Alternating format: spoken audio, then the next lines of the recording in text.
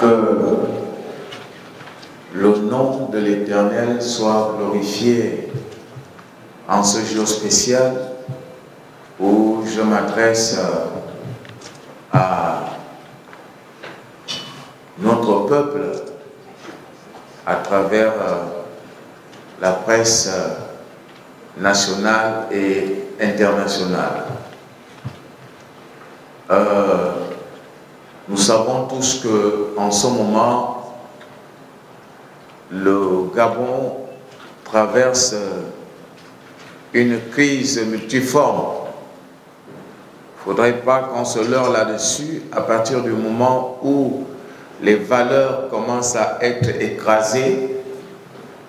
Il revient à ceux qui pensent qu'on a encore quelque chose à préserver se lèvent pour dire non à cette façon de faire. Alors, mesdames et messieurs les journalistes, chers compatriotes, mesdames, mesdemoiselles et messieurs, l'occasion privilégiée qui se présente à moi en ce jour me permet de m'adresser à vous et au peuple pour exprimer du fond de mon cœur ma position et mes intentions face à plusieurs sujets qui minent notre pays. Après avoir imposé au peuple gabonais toutes sortes de choses, il est important aujourd'hui qu'on se lève pour dire soit ça s'arrête, soit c'est le chaos.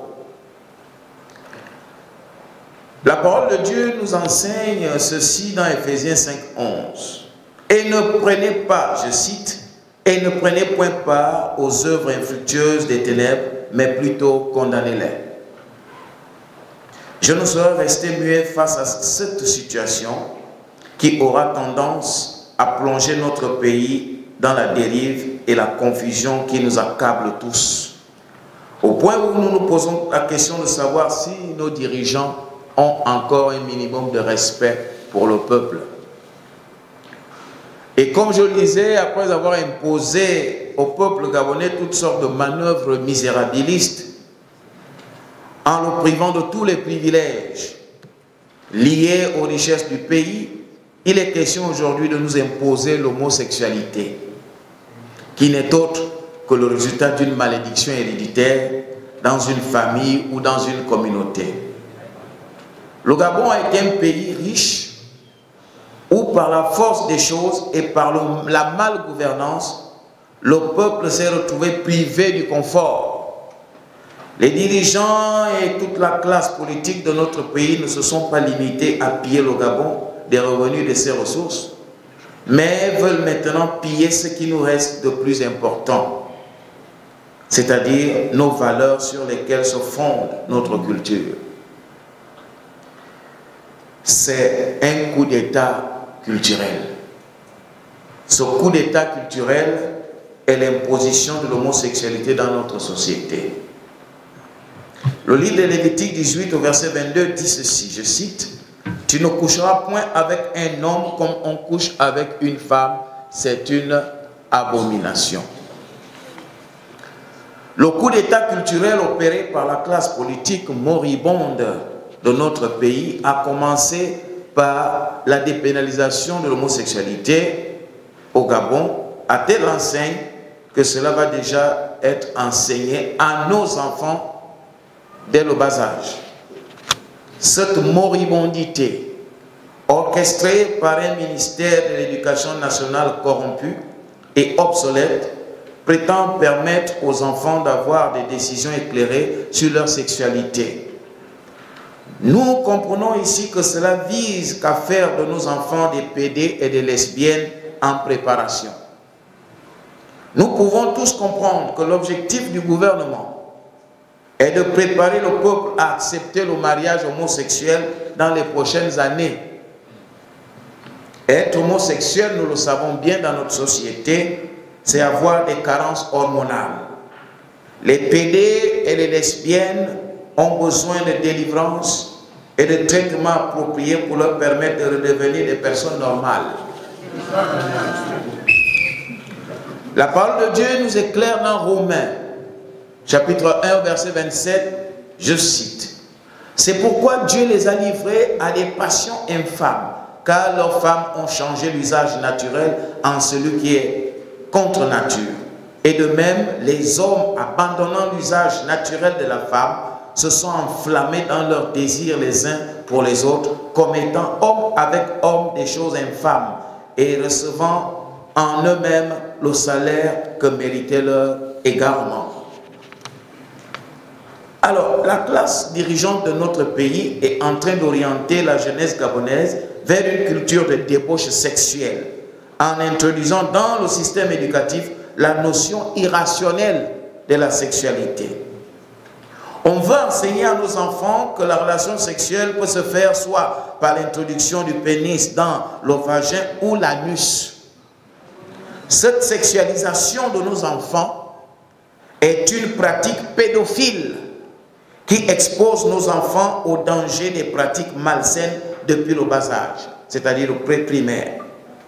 Lorsqu'on parle de la santé de reproduction ou de santé sexuelle, il s'agit des organes de reproduction dont ne fait pas partie l'anus. L'anus n'est ni un organe sexuel, ni un organe de reproduction. On n'enfante pas par l'anus et on ne conçoit pas non plus par l'anus. Dieu n'a créé que deux sexes ayant chacun ses fonctions organiques. Il ne revient pas à l'homme de changer cette donne naturelle, inaliénable et immuable. On sort du sein d'une femme étant mâle ou femelle. Il n'existe pas de troisième sexe ou de troisième genre. Nous n'accepterons pas que nos enfants soient abrutis par des pratiques qui viennent dénaturer notre être et compromettre notre descendance au nom d'on ne sait quoi. Il faut que la classe politique de ce pays apprenne à respecter le peuple. Même si vous avez dépouillé le peuple de tous ses privilèges, voulez-vous maintenant le dépouiller de ce qui lui reste, c'est-à-dire sa dignité et sa souveraineté, en faisant de lui un peuple pédéraste, ignominie d'Afrique. Arrêtez-vous un instant et revenez à vous-même et vous verrez que nous ne sommes que des humains qui aspirent légitimement au bien-être selon les richesses de notre pays. Tout est mis en place pour attirer la colère de Dieu dans la nation. Nos dirigeants font tout pour ne faire que ce qui est contre l'ordre divin. Romains chapitre 1 verset 28 dit ceci, je cite, « Comme ils ne se sont pas souciés de connaître Dieu, Dieu les a livrés à leur sens réprouvé pour commettre des choses indignes, étant remplis de toute espèce d'injustice, de méchanceté, de cupidité, de malice, plein d'envie, de meurtre, de querelle, de ruse, de malignité, rapporteurs médisants, impies, arrogants, hautains, fanfarons, ingénieux au mal, rebelles à leurs parents, dépourvus d'intelligence, de loyauté, d'affection naturelle, de miséricorde, et bien qu'ils connaissent le jugement de Dieu, déclarant dignes de mort ceux qui commettent de telles choses. Non seulement ils les font, mais ils approuvent ceux qui les font. » Fin de citation. Donc Dieu a commencé à juger la classe politique. C'est pour cela que malgré tous les moyens qu'ils peuvent avoir, ils ne réussissent en rien. Dieu nous jugera encore, car il ne tient pas le coupable pour innocent. Nous voulons savoir où sont passés les droits de l'enfance ou de la protection de l'enfance lorsqu'on vient enseigner aux enfants les notions bêtisiales ou bêtisologiques de l'homosexualité et même encore bêtisiologiques de l'homosexualité, en les encourageant à changer de sexe soi-disant, en les exposant à la dépravation sexuelle, en mettant à leur disposition un numéro vert qu'ils pourront appeler pour avoir des orientations pour devenir homosexuels, en mettant à leur disposition un site internet où ils seront en contact permanent avec des conseillers pédagogiques du diable qui les orienteront et les encourageront vers la perdition totale. Voilà des vies entières de nos enfants qui seront compromises.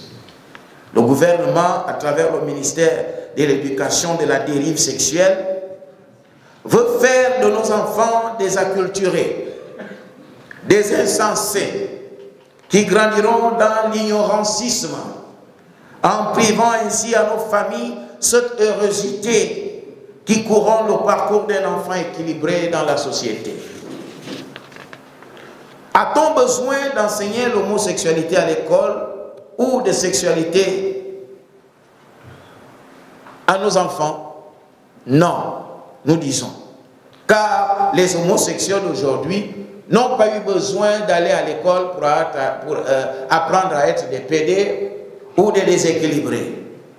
Ils n'ont pas appris à l'école, ils sont devenus pédés parce qu'ils sont héritiers d'une malédiction génétique. S'il faut encourager nos enfants à devenir homosexuels, cela revient à les initier au délit comme le vol. C'est comme si l'enfant est encouragé à voler dans la maison de ses parents, ensuite chez les voisins, et après dans la ville, sans que cela ne soit un problème. Les Saintes Écritures nous édifient dans Proverbe 22, verset 6, je cite, « Instruis l'enfant selon la voie qu'il doit suivre, et quand il sera vieux, il ne s'en détournera pas. » Nous devons éduquer nos enfants proprement, avec nos valeurs. Un enfant doit savoir qu'il est du sexe masculin ou du sexe féminin, dès sa naissance, et que Dieu l'a créé ainsi depuis le sein de sa mère. Un garçon doit savoir naturellement qu'il est différent d'une fille, et une fille doit savoir naturellement qu'elle est différente du garçon. L'enfant doit apprendre à être responsable d'une famille composée d'un père et d'une mère. Nous devons tous refuser cette manipulation qui vise à laver le cerveau de nos enfants en faisant d'eux des écervelés sans importance dans la société. L'enfant sait que l'anus est un organe spécialement conçu par Dieu pour évacuer les matières fécales. Nous refusons que nos enfants soient cultivés à devenir des personnes ayant développé des béances anales avec incontinence des gaz et des matières. Nous n'allons pas nous laisser distraire ou divertir par des sujets qui veulent nous détourner de l'objectif de développement. Les vrais problèmes liés au développement de notre pays se posent aujourd'hui. Au lieu de les mettre sur la table, c'est la question du genre, de l'homosexualité, de l'égalité, de nous savons quoi qu'on vient nous présenter. Pourquoi tant d'acharnement contre nos valeurs? Pendant qu'on y est, que signifie le terme homosexualité dans une langue gabonaise? Enseigner l'homosexualité à nos enfants à l'école revient à développer ou à susciter en eux le quotient idiométrique au détriment du quotient intellectuel. Ceci ne peut qu'augmenter le taux d'idiométrie dans un système déjà médiocratique. Et cette médiocratie n'a pour but que de maintenir les mêmes clans dans l'élite obscurantiste où l'esprit d'excellentialisme ou d'excellentialité n'a pas de place. Ce n'est pas l'homosexualité qui va sortir le peuple gabonais de la précarité pendant que le Gabon lui-même demeure riche. Nous devons nous pencher sur les problèmes sérieux dans lesquels nous sommes englués en nous posant les questions suivantes. Pourquoi n'arrivons-nous pas à atteindre l'autosuffisance alimentaire? De la même manière que l'agriculture a été anéantie pour éviter l'autonomie des populations rurales, c'est notre culture qui va connaître un hold-up par l'homosexualité, alors que le Gabon est un pays à vocation nataliste. Ça veut dire que nous devons faire des enfants vu le taux très bas de notre population. Pourquoi est-il impossible d'aller d'un point du Gabon à un autre par voie bitumée? Pourquoi les écoles primaires sont transformées en lycées par manque de structures d'accueil, alors qu'il y a suffisamment d'argent et de pouvoir absolu pour en construire? Pourquoi est-il quasiment impossible de se soigner décemment au Gabon? Pourquoi nos parents qui ont travaillé toute leur vie sont-ils maltraités lorsqu'ils doivent avoir leur pension retraite? Pourquoi à l'hôpital mère et l'enfant, non seulement les certificats de naissance des enfants sont confisqués, mais les bébés eux-mêmes sont séquestrés au motif que les parents n'ont pas payé les frais d'accouchement ou d'hospitalisation, privant ainsi un citoyen la possibilité d'avoir l'acte de naissance? Pourquoi la femme gabonaise accouche-t-elle à même le sol dans nos hôpitaux? Pourquoi faire gémir le peuple alors que vous avez tous les moyens pour son heurosité? Pourquoi, et autant de pourquoi, qu'on finira par être pourquoïste malheureux? Pourquoi? Le peuple gabonais ne croit plus en ses dirigeants qui se pressent lorsqu'il faut voter une loi pour légaliser l'homosexualité au détriment du mariage coutumier.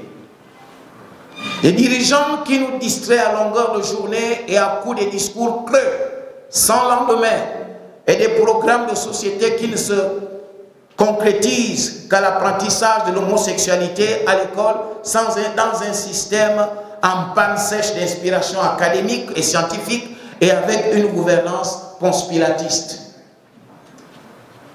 Aux partisans de la bêtise de l'homosexualité, qui n'est pas un indice de développement, bien sûr, nous disons que cette peste n'a pas de place dans notre culture, ni dans notre système éducatif, ni dans notre société.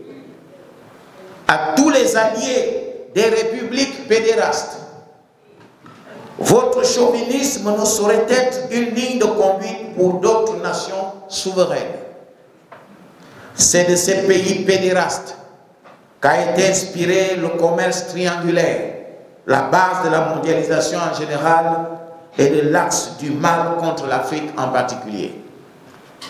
De la même manière que l'Occident nous a imposé l'esclavage, sa culture de corruption, en commençant par la traite des Noirs, nous comprenons aisément ensuite la culture vestimentaire qui nous a été imposée, le choix de nos dirigeants qui nous a été imposé, le prix de nos matières premières qui nous a toujours été imposé, et aujourd'hui, non seulement s'ajoutent à cela les langues, leurs langues qui nous ont été imposées, etc. Et c'est de la même manière aujourd'hui qu'on veut nous imposer l'homosexualité dès le pré-primaire. Tout ceci pour nous maintenir dans un état permanent de déséquilibre mental, sociologique, social, sociétal et économique afin de mieux nous contrôler. C'est de la même manière qu'on a voulu nous faire croire que la prostitution était le plus vieux métier du monde, que l'Occident et ses gadgets de l'ONU veulent nous faire croire que l'homosexualité est innée, alors que ce n'est que le fruit d'une malédiction et d'un dysfonctionnement hormonal qui nécessite un traitement. Le plus vieux métier du monde est l'agriculture, comme le démontrent les Saintes Écritures dans Genèse 2,15, qui dit ceci, je cite, « L'Éternel Dieu prit l'homme et le plaça dans le jardin pour le cultiver et pour le garder. » Donc Adam était cultivateur et éleveur avant même la création de la femme. Adam n'était pas pédé et Ève n'était pas lesbienne. Pour semer la confusion entre les lesbiennes et les femmes normalement mariées au Gabon, on a institué une mesure dont on ne connaît la source. Aujourd'hui, si une femme veut renouveler son passeport, on lui dirait d'aller faire un jugement, une ordonnance de jonction de nom au tribunal pour porter le nom de son mari, alors que nous savons tous que dès que le maire a signé l'acte de mariage, la femme porte automatiquement le nom de son mari. Et parfois, et tout de suite même le maire, en célébrant le mariage, commence à appeler la femme Madame telle.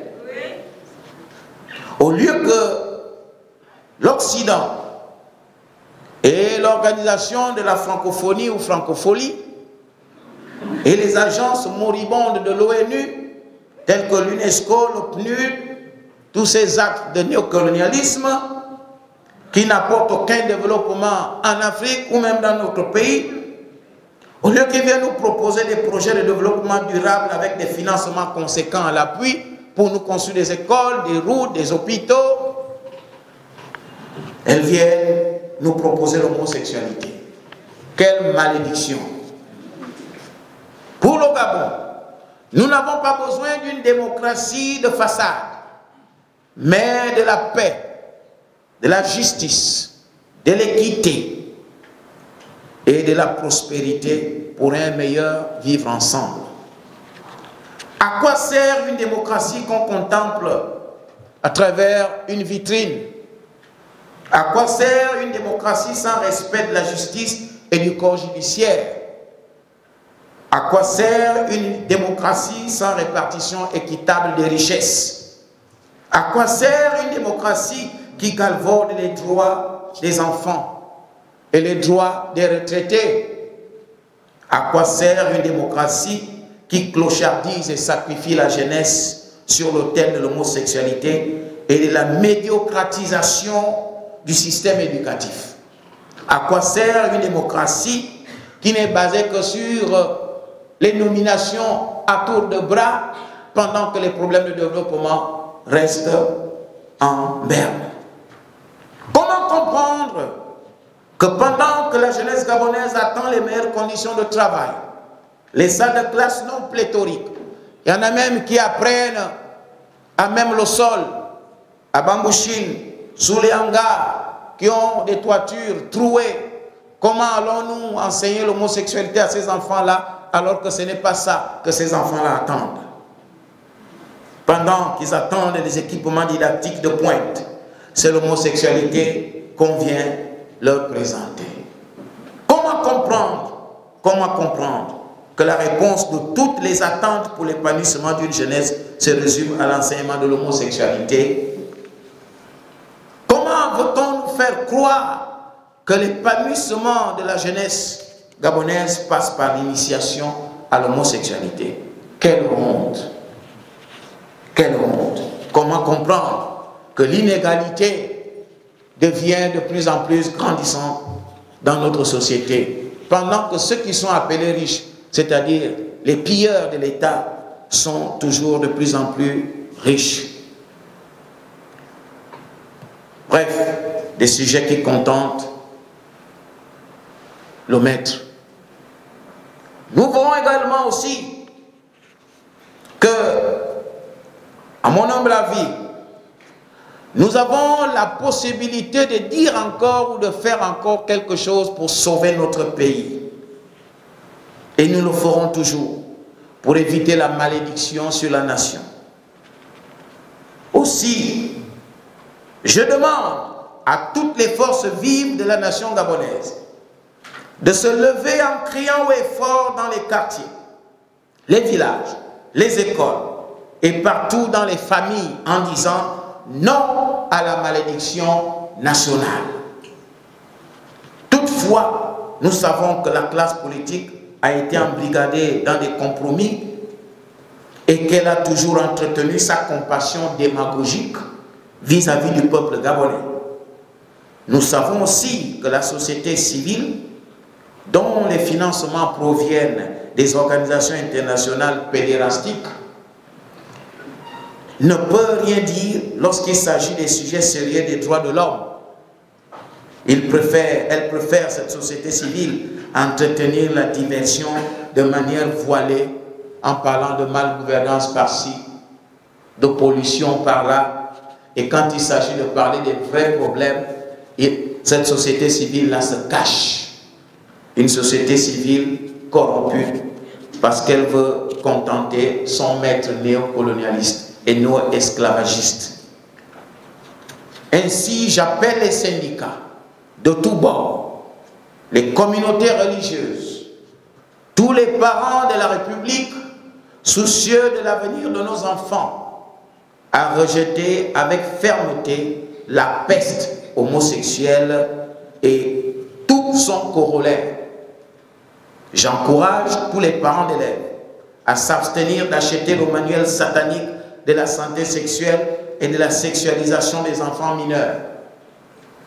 Proverbe 16, 2 dit, je cite, « Toutes les voies de l'homme sont pures à ses yeux, mais celui qui pèse les esprits, c'est l'Éternel. » Le gouvernement s'est trompé, il peut se ressaisir. Enfin, nous demandons au gouvernement s'il a encore le sens de l'honneur républicain à retirer ce manuel scolaire du système éducatif. Il doit le retirer parce qu'il n'a pas sa place dans notre société. Pour que vive la jeunesse gabonaise, que vive la République, que vive le Gabon, que Dieu vous bénisse.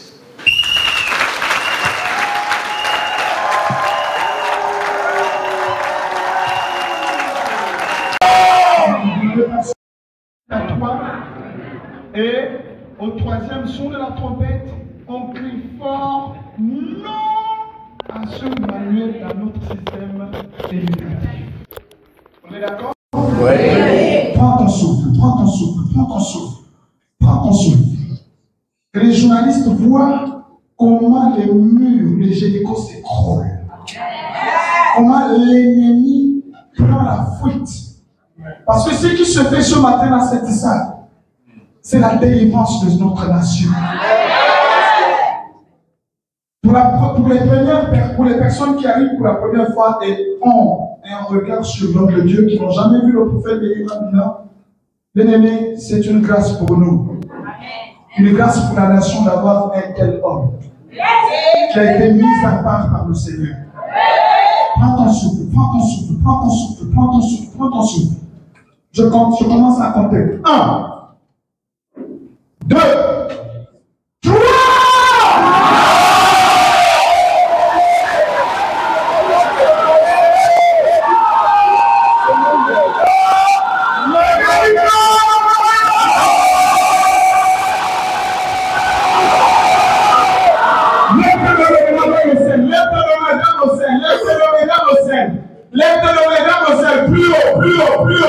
Ainsi qu'abandon à ce Dieu, parce que nous avons recours à ce Dieu, pas n'importe qui, au Dieu tout-puissant qui aime cette nation.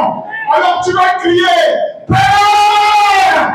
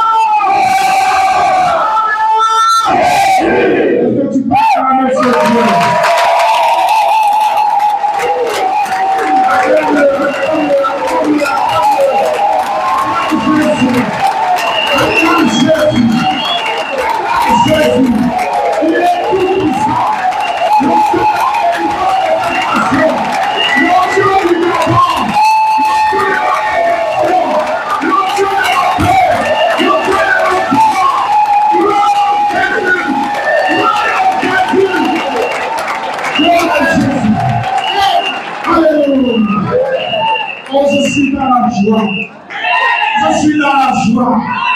Et je suis fier d'avoir un père comme le prophète de Noël. Je suis fier d'avoir un père comme cette nation. Je suis fier. Alléluia.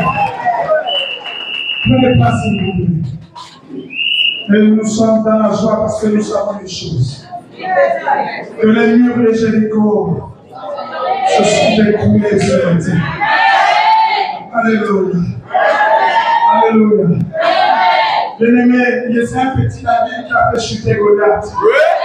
Ah, tu peux négliger l'homme de Dieu qui est là. Mais il y a quelque chose en lui. Il y a une puissance en lui.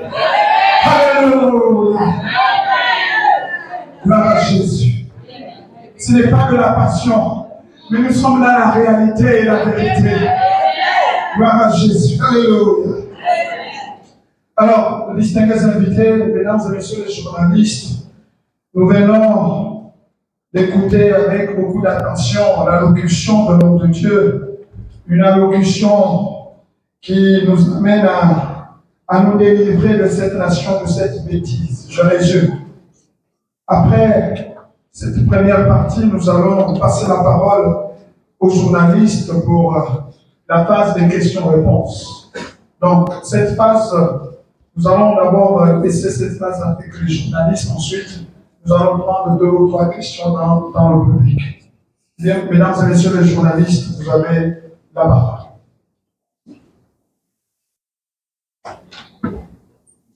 Oui. Je suis journaliste à TV+. Je tiens d'abord à remercier, à féliciter l'homme de Dieu par rapport à son approche singulière. Parce que le plus souvent, quelqu'un pense qu'il y a une dichotomie entre l'homme de Dieu et la gestion de la cité. Homme de Dieu, j'aimerais savoir, vous avez pris le courage de dénoncer ces faits. Comment expliquer le silence d'autres obédients, d'autres religions? Est-ce que ça veut dire que dans cette lutte, vous êtes isolé, vous êtes seul? Voilà ma question.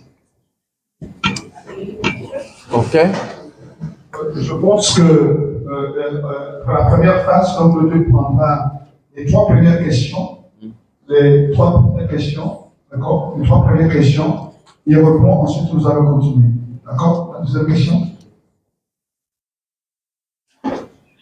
Bonjour à tous. Je suis Ruchine Corrie de la rédaction de Batrikoff. Ruchine Corrie de la rédaction de Batrikoff. Batrikoff. Voilà. Prophète, vous avez dressé un tableau sombre de notre pays. Et tout le monde est au parfum parce que nous vivons dans ce pays. Et d'entrée de jeu, le maître de cérémonie disait, je cite, le Gabon était malade. Et on sait tous qu'un malade a besoin d'un traitement et d'une poussologie.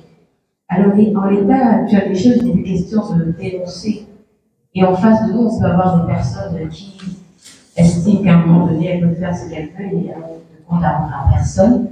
Donc, se voir insister et persister dans l'imposition de ce manuel scolaire. Les mesures seront-elles prises pour forcer la main à, j'ai envie de dire, au camp d'en face? Et j'ai envie de rejoindre mon confrère dans la question qui a été posée. On a vu une forte mobilisation des hommes de Dieu dans une caravane, Jésus qui guérit, c'est très bien. Mais à quand la mobilisation des hommes de Dieu gabonais pour que le pays finalement aille de l'avant? Je vous remercie.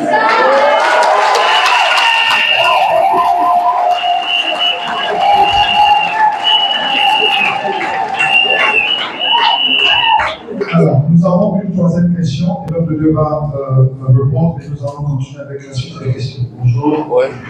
Je suis Armel Kili de la rédaction de Human Magazine. Bioman. Alors, ma question est celle-ci. Cette loi contre l'assaut a été votée il y a 2 ans déjà à une chambre du Parlement. Pourquoi c'est maintenant que vous convoquez cette réunion, cette conférence pour en parler alors que cette loi a été votée il y a 9 ans? Et la deuxième question était de savoir, à propos de ce manuel scolaire que vous avez tout à fait identifié tout à l'heure, qu'est-ce que vous comptez faire pour faire en sorte que ce manuel soit activé, parce que la loi a déjà été promulguée par les 2 chambres?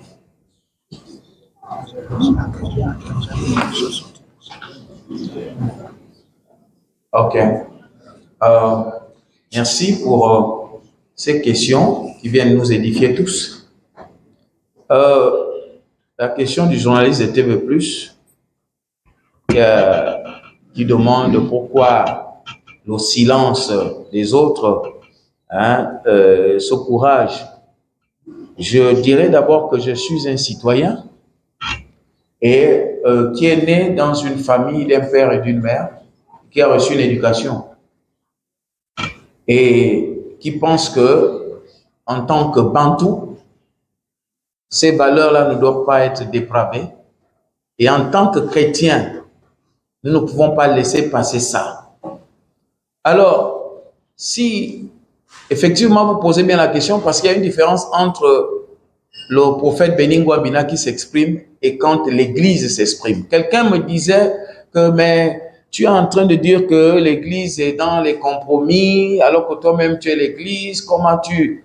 Je dis non, effectivement, si moi-même je suis l'Église, c'est moi qui suis chargé de dénoncer d'abord en interne nos comportements. L'Église aujourd'hui, il ne faut pas se voiler la face. De manière générale, l'Église est dans les compromis. L'Église est engluée dans les compromis. Les gens pensent que si on s'oppose à telle mesure, on s'oppose à telle personne qui est sponsor de telle ou telle chose. L'Église est tellement sponsorisée par la classe politique qu'elle ne peut pas se lever contre les mesures prises par la classe politique, soit-elle moribonde. C'est ça le problème de l'Église. Donc, c'est un néo-esclavagisme qui fait que tu ne peux pas dénoncer ton maître. C'est ça qui résume le silence de l'Église. Et la question de quel traitement et les mesures pour forcer la main. Il y a des actions qui seront menées. Des actions seront menées. Plusieurs actions seront menées. Il y a par exemple où on pourra en même temps demander aux parents d'acheter ce manuel-là et nous allons le brûler au cours d'une cérémonie publique. Brûler ce manuel-là publiquement dans la cour pour manifester notre désaccord.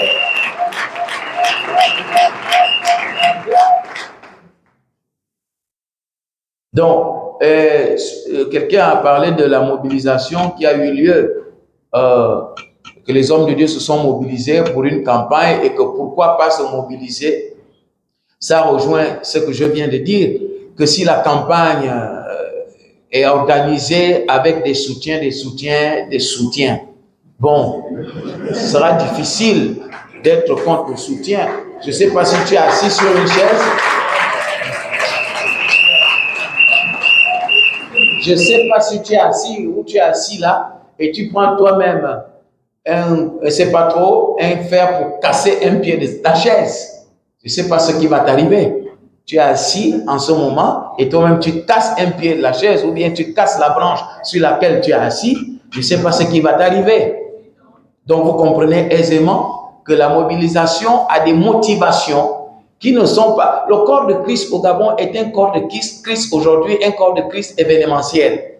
Ce n'est plus un corps de Christ qui défend les valeurs chrétiennes, mais un corps de Christ événementiel. Et c'est l'esprit de fête qui anime d'ailleurs la nation qui a aussi gagné le corps de Christ. Regardez aujourd'hui, si on parle d'homosexualité, ça n'émeut aucun chrétien. Mais si tu dis allons danser au stade, ils vont aller danser. Donc on ne sait plus quel esprit est du chrétien, quel esprit est mondain. Donc comprenez que c'est la foutaise et la confusion totale. Mais on y va. Que ceux qui pensent que Dieu peut encore faire quelque chose le fassent. Et ceux qui sont aussi, qui pensent qu'ils peuvent s'asseoir dans les privilèges ou connectés au robinet des résidus des privilèges, peuvent continuer. Alors la troisième question, c'est la dépénalisation. Pourquoi maintenant? Je crois que la loi sur la dépénalisation est survenue pendant le Covid. Donc il n'y avait pas la possibilité de se rassembler. Mais à travers les réseaux sociaux, certains ont pu suivre ce que j'ai fait depuis, avant même. Vous savez, je suis prophète et j'ai annoncé depuis des années que l'homosexualité devait arriver de manière légale dans notre pays.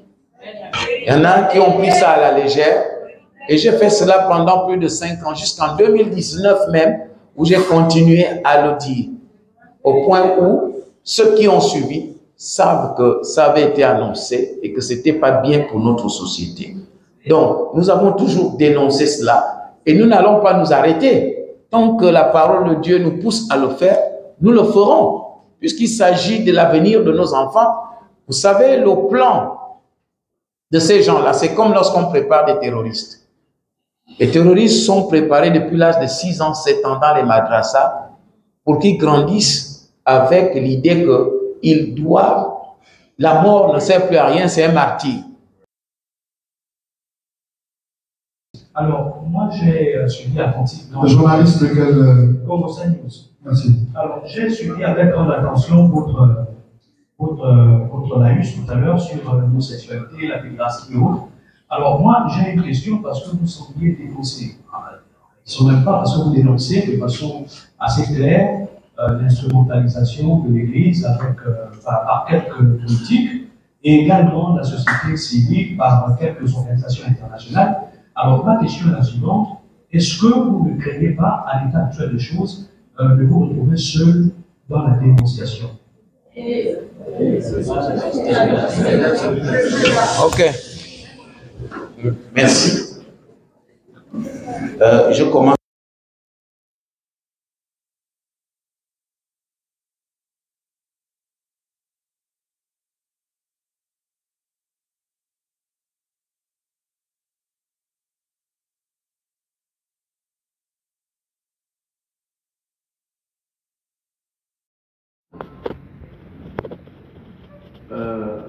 C'est vrai qu'on a pris ça comme si c'était un miracle. Quand une femme fait des triplés ou des jumeaux, des quadruplés, peu importe, c'est pas un miracle.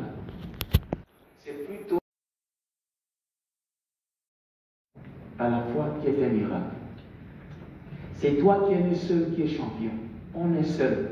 Le vrai champion, c'est celui qui naît seul. Pourquoi? Parce qu'il y a des milliers de spermatozoïdes qui vont à la course. Et c'est toi qui réussis à féconder. Alors que, en principe, si on tient compte de l'espace et du nombre de spermatozoïdes qui vont à la course, chaque femme devrait faire au minimum 3 enfants à la fois. Mais toi, tu as réussi à être le seul qui est sorti. Donc le combat, un vrai combat, ne se compte pas d'abord parce qu'il faut des gens. C'est par rapport à ce que moi je pense que je mène le combat. Parce que je ne le mène pas pour me faire voir. J'ai occupé des hautes fonctions dans ce pays et toute la classe politique me connaît. J'ai été secrétaire exécutif, la deuxième force politique de ce pays. Et ceux qui sont même aujourd'hui Premier ministre étaient mon délégué à la communication. Donc, j'ai fait la politique au haut niveau dans ce pays. J'ai été député, j'ai occupé des hautes fonctions à l'Assemblée nationale, de vice-président de la Commission des Affaires étrangères, de la Défense nationale et de la coopération internationale.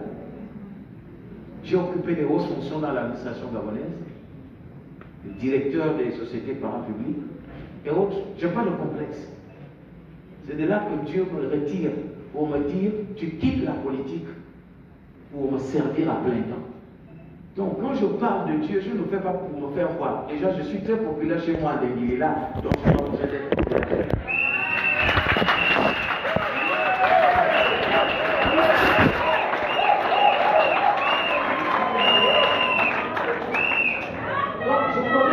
Il y a certaines personnes qui m'ont vu dans ces fonctions-là. Je vois mon petit Ephraïm qui est assis là-bas, que vous appelez Victor. C'est des petits que j'ai encadrés. Ouais.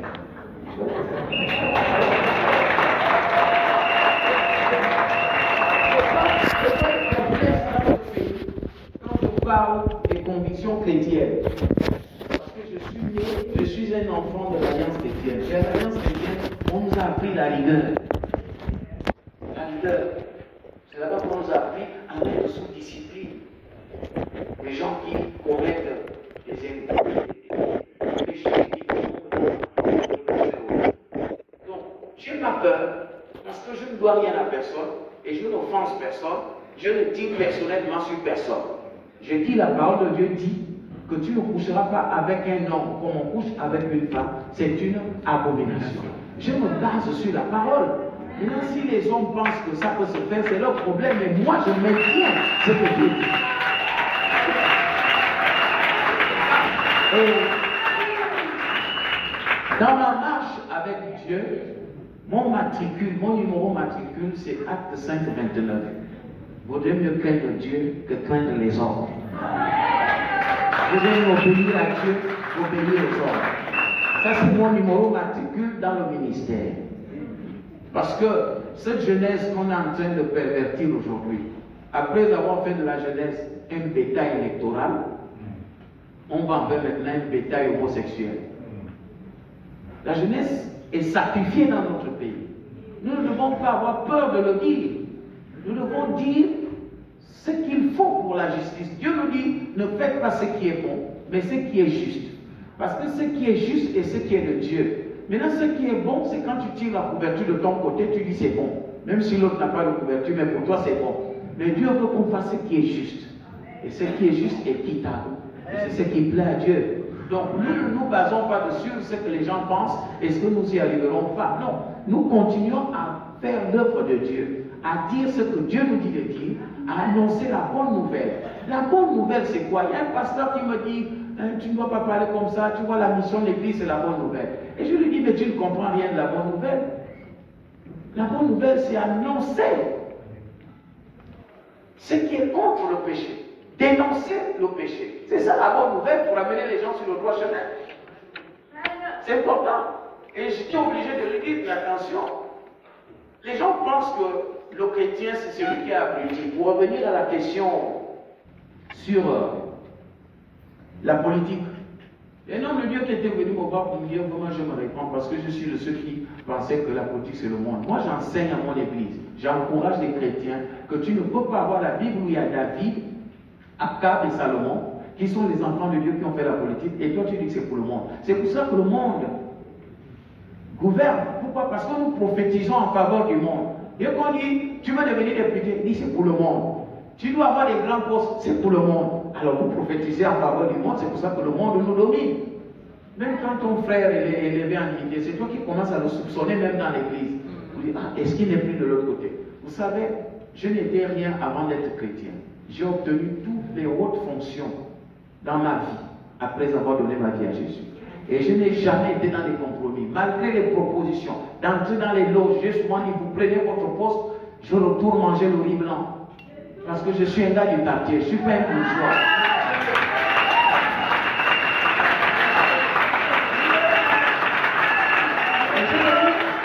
Parce qu'il y a des chrétiens, parfois quand il a un petit poste, il commence à négliger Dieu, il commence à négliger l'église. Moi, je ne l'ai jamais été. Il y a encore des gens qui m'ont suivi depuis dans ce pays qui peuvent en témoigner. Qui m'ont même dit, ah, tu refuses. Ils m'ont dit, tu veux entrer? J'ai dit, je suis déjà dans une loge. Ah bon? J'ai dit oui. Je suis dans une loge qu'on appelle l'ordre de Melchisédek. Je bois du sang, le sang de Jésus. Je n'ai plus besoin du sang des boucs et autres.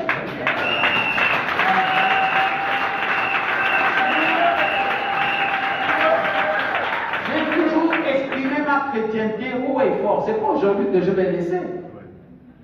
Et puis dans ma vie, vous savez, j'ai des valeurs. En dehors de prêcher, je suis professeur des universités. Professeur à prêcher. Spécialiste en lettres et des civilisations anglo-saxonnes. Je pensais dans n'importe quelle université du monde. J'ai un doctorat en théologie. J'ai une très belle femme.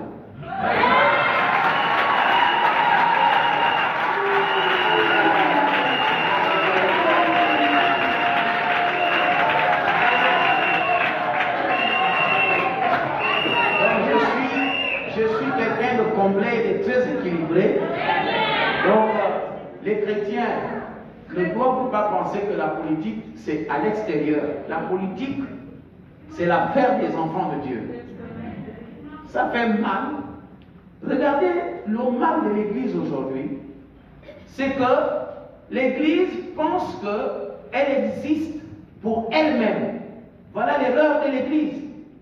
L'Église pense qu'elle existe pour elle-même. C'est faux. Jésus nous a envoyés à l'extérieur. Il dit, allez et faites de toutes les nations les disciples. C'est ceux qui ne sont pas encore disciples qui sont notre objectif. Donc lorsque nous organisons le corps de Christ, nous devons tenir compte de l'opinion extérieure. Et lorsque nous renvoyons une mauvaise image à l'extérieur, personne ne viendra plus à Christ. Vous comprenez ça? Personne ne viendra plus à Christ. Pourquoi? Parce que nous disons la société, or l'Église est dans la société. Les problèmes sociaux sont les problèmes de l'Église et les problèmes de l'Église sont les problèmes sociaux et sociétaux. Donc on ne peut pas dissocier l'Église de la société. Comment voulez-vous qu'un problème aussi grave que l'homosexualité surgit dans notre pays et l'Église est silencieuse? Alors que les premiers concernés, ce sont les communautés religieuses, peu importe le bord, qui doivent se lever contre ça. Les communautés religieuses. Vous imaginez lorsque les communautés religieuses se retrouvent ensemble pour faire une déclaration, le gouvernement va reculer. Parce que la voix de Ngouambina seule, ce n'est pas la voix des chrétiens. C'est la voix de Ngouambina. Mais si on doit dire la voix de l'Église, ça doit être une voix qui rassemble tous les courants de l'Église pour dire non à ce qui va affecter chaque famille. Vous savez, l'homosexualité, c'est comme une maladie. La maladie ne choisit pas une famille ou un parti politique. La maladie atteint même les lois. Donc la maladie ne choisit pas. La maladie est comme l'air qu'on respire là. Donc, si les gens veulent se dire, bon, l'homosexualité, ce n'est pas notre débat, comme je le disais, vous avez parlé de la société civile, mais la société civile est bloquée. C'est pour ça qu'il ne faut pas suivre ces gens-là. Regardez aujourd'hui les politiciens. Chaque personne qui aspire au pouvoir au Gabon doit faire allégeance à la France. Le mari de la grand-mère regarde ce qui va se passer. Le maître africain des colonies, des régions et des organisations nègres. Oui. Il regarde. Donc, il ne faut pas critiquer ça, sinon le mari de la grand-mère va se fâcher. La société civile, pareil. Tout leur financement provient de ces organisations des PD. Donc, s'ils disent quelque chose contre les PD, on va couper les subventions. Vous comprenez que pauvreté quand tu me tiens. Voilà. Donc, toutes ces ONG-là qui font le bruit ici, là, voilà, les droits de l'homme ne sont pas respectés au Gabon, c'est des fanfarons. Je préfère le dire ainsi. C'est la fanfaronnade. Donc, il faudrait simplement que chaque personne se reconnaisse dans ça. Ça peut être ton frère, ta soeur qui est victime, l'enfant de ta soeur. Au Gabon, on n'est pas nombreux. Si l'homosexualité vient gagner notre pays, alors que nous avons une politique nataliste, c'est-à-dire nous devons faire plus d'enfants. Maintenant, si on n'a plus de femmes, il y a des lesbiennes, on va se marier comment? Si les PD, les hommes et les hommes, les femmes vont trouver les maris. Une société déséquilibrée. Une société déséquilibrée. Donc c'est pour cela que toute personne, moi j'attends voir comment les enseignants, les syndicats d'enseignants qui sont en même temps les parents d'élèves vont agir. On attend les communautés religieuses, on va voir comment un pasteur qui enseigne à l'église évangélique ou à l'Alliance chrétienne, parce qu'il y a des pasteurs qui sont des enseignants aussi, il va enseigner à l'enfant que voilà, comment le sexe s'introduit, tu peux aller, un garçon peut aller vers un garçon, une fille peut aller vers une fille. On attend, c'est là où on va voir qui est qui et qui fait quoi. On va voir la praticabilité de ça. Mais comprenez aussi que même au Gabon, c'est ce qui est curieux. Est-ce que vous savez que les écoles islamiques ne vont pas faire ça? Peut-être, je ne sais pas pour quelle raison, mais on ne va pas imposer ça aux écoles qui appartiennent au Conseil islamique. Maintenant, on va voir la réaction des catholiques, on va voir la réaction des protestants, et ce qui s'appelle de réveil ou de sommeil. On va voir, parce qu'on ne sait plus qui est réveillé, qui est endormi. Parce qu'on constate que c'est le sommeil en ce moment. Et il y a un seul lieu où on se réveille. Alors qu'on doit être éveillé en tout temps et en tout lieu. Parce que Dieu nous a appelés pour éclairer le monde. C'est l'Église qui est la lumière du monde, le sel de la terre. Si nous ne jouons plus notre rôle, à quoi sert-il qu'on parle d'éveiller? Nous sommes ensommeillés.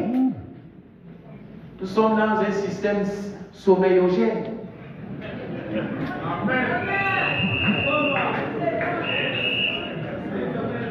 Alors, le journaliste m'a beaucoup parlé des électeurs, le Parlement.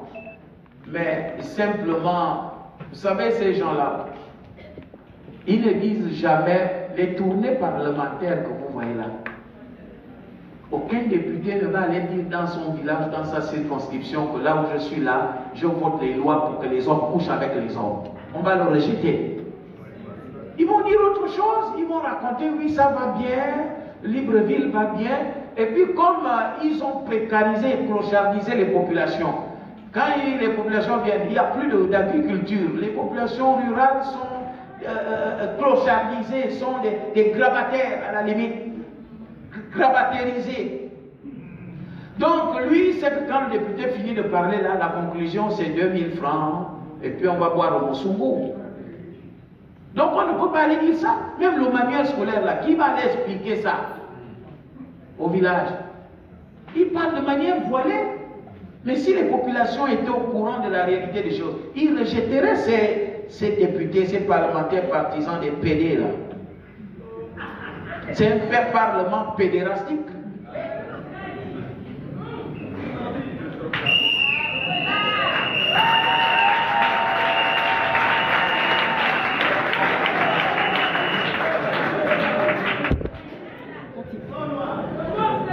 Il faut comprendre que, vous voyez pourquoi je disais que le système politique est dans l'échec. Regardez, les gens ont la majorité au Parlement. Regardez les lois pour lesquelles ils se pressent de voter en majorité. Mais la même majorité est incapable de voter les lois de développement. Ils ont l'argent, pourquoi la même majorité n'agit pas pour qu'on se développe, pour qu'on ait des écoles, pour prendre des emprunts obligataires et tout, pour qu'on voit des routes? Mais parce qu'il y a la malédiction qui est là par rapport à ce qu'ils font. Le même Parlement court pour voter en faveur des PD, mais n'arrive pas à voter la loi en faveur du mariage coutumier. Pourquoi? Parce que l'esprit de débauche habite tout le monde. Mais je vais vous dire une chose, Dieu va surprendre ce pays. C'est le prophète qui vous parle.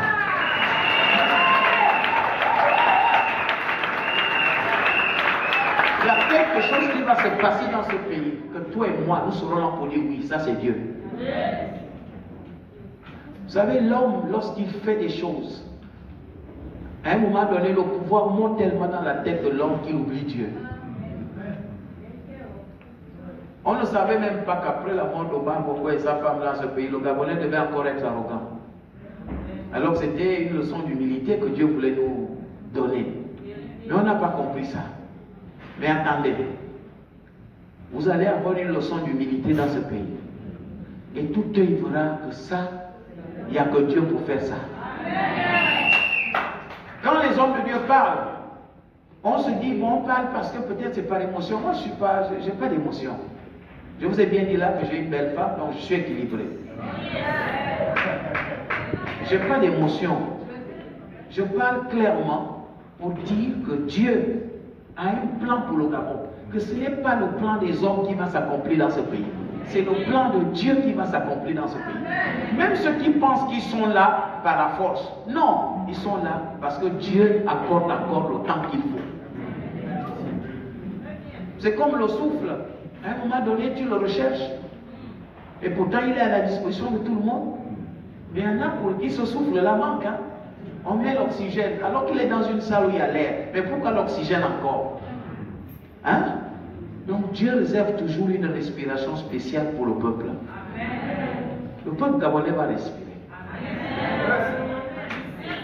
La seule chose est que... Pour terminer, je vais vous dire, vous savez pourquoi nous souffrons? Parce que nous avons tourné le dos à Dieu. Il faut que Dieu entende nos cris. Si nous ne crions pas suffisamment, Dieu ne va pas entendre nos cris. Il y a toujours un temps. Dieu lui-même a fixé 400 ans aux enfants d'Israël en Égypte. Ils ont dépassé même jusqu'à 430. Pourquoi? Parce qu'ils n'ont pas crié au moment où il fallait. Donc pendant les 400 ans-là, les Égyptiens se disaient, oh, nous avons les esclaves. Ils sont là, on les maîtrise. C'est comme toi, le peuple gabonais. Il y a un temps que Dieu a fixé pour ta souffrance. Et quand le temps là sera à expiration, tu verras la délivrance du pays.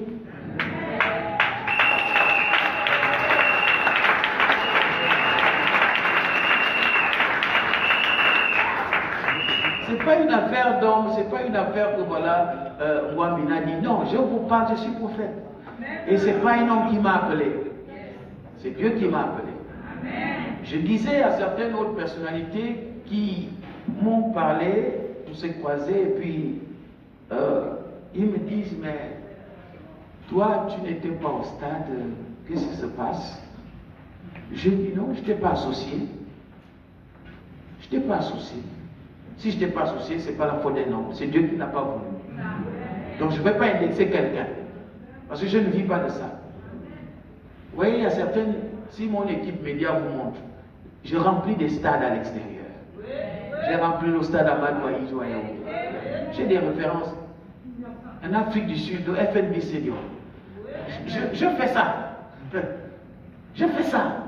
Parce que j'ai Dieu. Il n'y a pas de Dieu. Si on a le même esprit, c'est le même esprit. Je fais ça. Seulement que nul n'est prophète chez soi. Mais à l'extérieur, je le fais.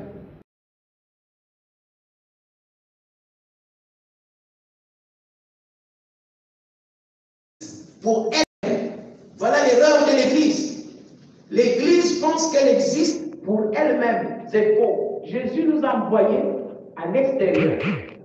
Il dit, allez et faites de toutes les nations les disciples. C'est ceux qui ne sont pas encore disciples qui sont notre objectif. Donc lorsque nous organisons le corps de Christ, nous devons tenir compte de l'opinion extérieure. Et lorsque nous renvoyons une mauvaise image à l'extérieur, personne ne viendra plus à Christ. Vous comprenez ça? Personne ne viendra plus à Christ. Pourquoi? Parce qu'ils sont la société. Or, l'Église est dans la société. Les problèmes sociaux sont les problèmes de l'Église et les problèmes de l'Église sont les problèmes sociaux. Comment voulez-vous qu'un problème aussi grave que l'homosexualité surgit dans notre pays et l'Église est silencieuse? Alors que les premiers concernés, ce sont les communautés religieuses, peu importe le bord, qui doivent se lever contre ça. Les communautés religieuses. Vous imaginez lorsque les communautés religieuses se retrouvent ensemble pour faire une déclaration, le gouvernement va reculer. Parce que la voix de roi Bina seule, ce n'est pas la voix des chrétiens. C'est la voix de roi Bina. Mais si on doit dire la voix de l'Église, ça doit être une voix qui rassemble tous les courants de l'Église pour dire non à ce qui va affecter chaque famille. Vous savez, l'homosexualité, c'est comme une maladie. La maladie ne choisit pas une famille ou un parti politique. La maladie atteint même les rois. Donc la maladie ne choisit pas. La maladie est comme l'air qu'on respire là. Donc, si les gens veulent se dire, bon, l'homosexualité, ce n'est pas notre débat, comme je le disais, vous avez parlé de la société civile, mais la société civile est bloquée. C'est pour ça qu'il ne faut pas suivre ces gens-là. Regardez aujourd'hui les politiciens. Chaque personne qui aspire au pouvoir au Gabon doit faire allégeance à la France. Le mari de la grand-mère regarde ce qui va se passer. Le maître africain des colonies, des régions et des organisations nègres. Oui. Il regarde. Donc, on ne peut pas critiquer ça, sinon le mari de la grand-mère va se fâcher. La société civile, pareil. Tout leur financement provient de ces organisations des PD. Donc, s'ils disent quelque chose contre les PD, on va couper les subventions. Comprenez que pauvreté quand tu me tiens. Voilà. Donc, toutes ces ONG-là qui font le bruit ici, là, voilà, les droits de l'homme ne sont pas respectés au Gabon, c'est des fanfarons. Je peux le dire ainsi. C'est la fanfaronnade. Donc, il faudrait simplement que chaque personne se reconnaisse dans ça. Ça peut être ton frère, ta soeur qui est victime, l'enfant de ta soeur. Au Gabon, on n'est pas nombreux. Si l'homosexualité vient dans notre pays, alors que nous avons une politique nataliste, c'est-à-dire nous devons faire plus d'enfants. Maintenant, si on n'a plus de femmes, il y a des lesbiennes, on va se marier comment? Si les PD, les hommes et les hommes, les femmes vont trouver les maris. C'est une société déséquilibrée. Une société déséquilibrée. Donc c'est pour cela que toute personne, moi j'attends voir comment les enseignants, les syndicats d'enseignants qui sont en même temps les parents d'élèves vont agir. On attend les communautés religieuses, on va voir comment un pasteur qui enseigne à l'église évangélique ou à l'Alliance chrétienne, parce qu'il y a des pasteurs qui sont des enseignants aussi, il va enseigner à l'enfant, voilà, comment le sexe s'introduit, tu peux aller, un garçon peut aller vers un garçon, une fille peut aller vers une fille. On attend, c'est là on va voir qui est qui et qui fait quoi. On va voir la praticabilité de ça. Mais vous comprenez aussi que même au Gabon, c'est ce qui est curieux. Est-ce que vous savez que les écoles islamiques ne vont pas faire ça. Peut-être, je ne sais pas pour quelle raison, mais on ne va pas imposer ça aux écoles qui appartiennent au Conseil islamique. Maintenant, on va voir la réaction des catholiques, on va voir la réaction des protestants, et ce qui s'appelle de réveil ou de sommeil. On voit, parce qu'on ne sait plus qui est réveillé, qui est endormi. Parce qu'on constate que c'est le sommeil en ce moment. Et il y a un seul lieu où on se réveille. Alors qu'on doit être éveillé en tout temps et en tout lieu. Parce que Dieu nous a appelés pour éclairer le monde. C'est l'Église qui est la lumière du monde, le sel de la terre. Si nous ne jouons plus notre rôle, à quoi sert-il qu'on parle d'éveiller? Nous sommes ensommeillés. Nous sommes dans un système sommeillogène.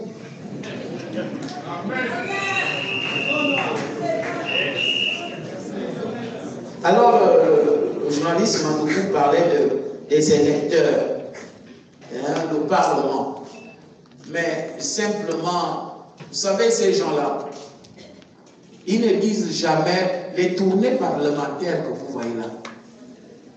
Aucun député ne va aller dire dans son village, dans sa circonscription, que là où je suis là, je vote les lois pour que les hommes couchent avec les hommes. On va le rejeter. Ils vont dire autre chose, ils vont raconter, oui, ça va bien, Libreville va bien. Et puis comme ils ont précarisé et clochardisé les populations, quand les populations viennent, il n'y a plus d'agriculture. Les populations rurales sont clochardisées, sont des grabataires à la limite. Grabatérisés. Donc lui, c'est que quand le député finit de parler, là, la conclusion c'est 2000 francs, et puis on va boire au Moussoumou. Donc on ne peut pas aller dire ça. Même le manuel scolaire là, qui va aller expliquer ça au village? Il parle de manière voilée. Mais si les populations étaient au courant de la réalité des choses, ils rejetteraient ces députés, ces parlementaires partisans des PD là. C'est un fait parlement pédérastique.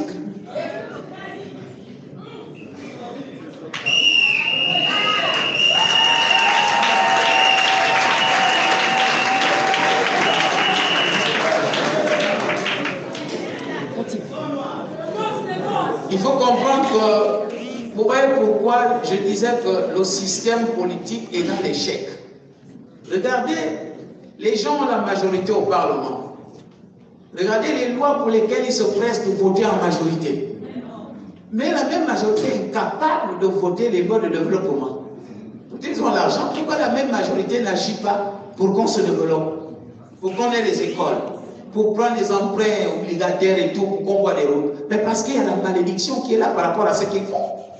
Le même Parlement court pour voter en faveur des PD, mais n'arrive pas à voter la loi en faveur du mariage coutumier. Pourquoi? Parce que l'esprit de débauche habite tout le monde. Mais je vais vous dire une chose, Dieu va surprendre ce pays. C'est le prophète qui vous parle.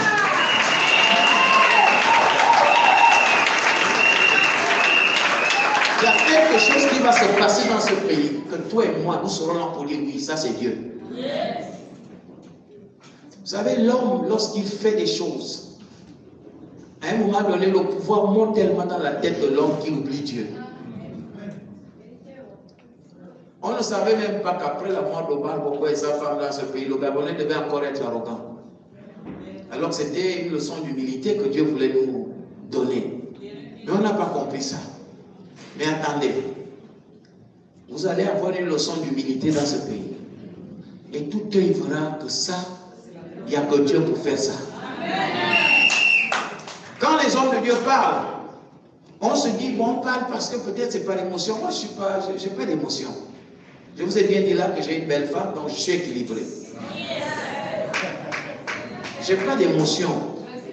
Je parle clairement pour dire que Dieu a un plan pour le Gabon. Que ce n'est pas le plan des hommes qui va s'accomplir dans ce pays. C'est le plan de Dieu qui va s'accomplir dans ce pays. Même ceux qui pensent qu'ils sont là par la force. Non, ils sont là parce que Dieu accorde encore le temps qu'il faut. C'est comme le souffle. À un moment donné, tu le recherches. Et pourtant, il est à la disposition de tout le monde. Mais il y en a pour qui ce souffle-là manque. Hein? On met l'oxygène, alors qu'il est dans une salle où il y a l'air. Mais pourquoi l'oxygène encore? Hein?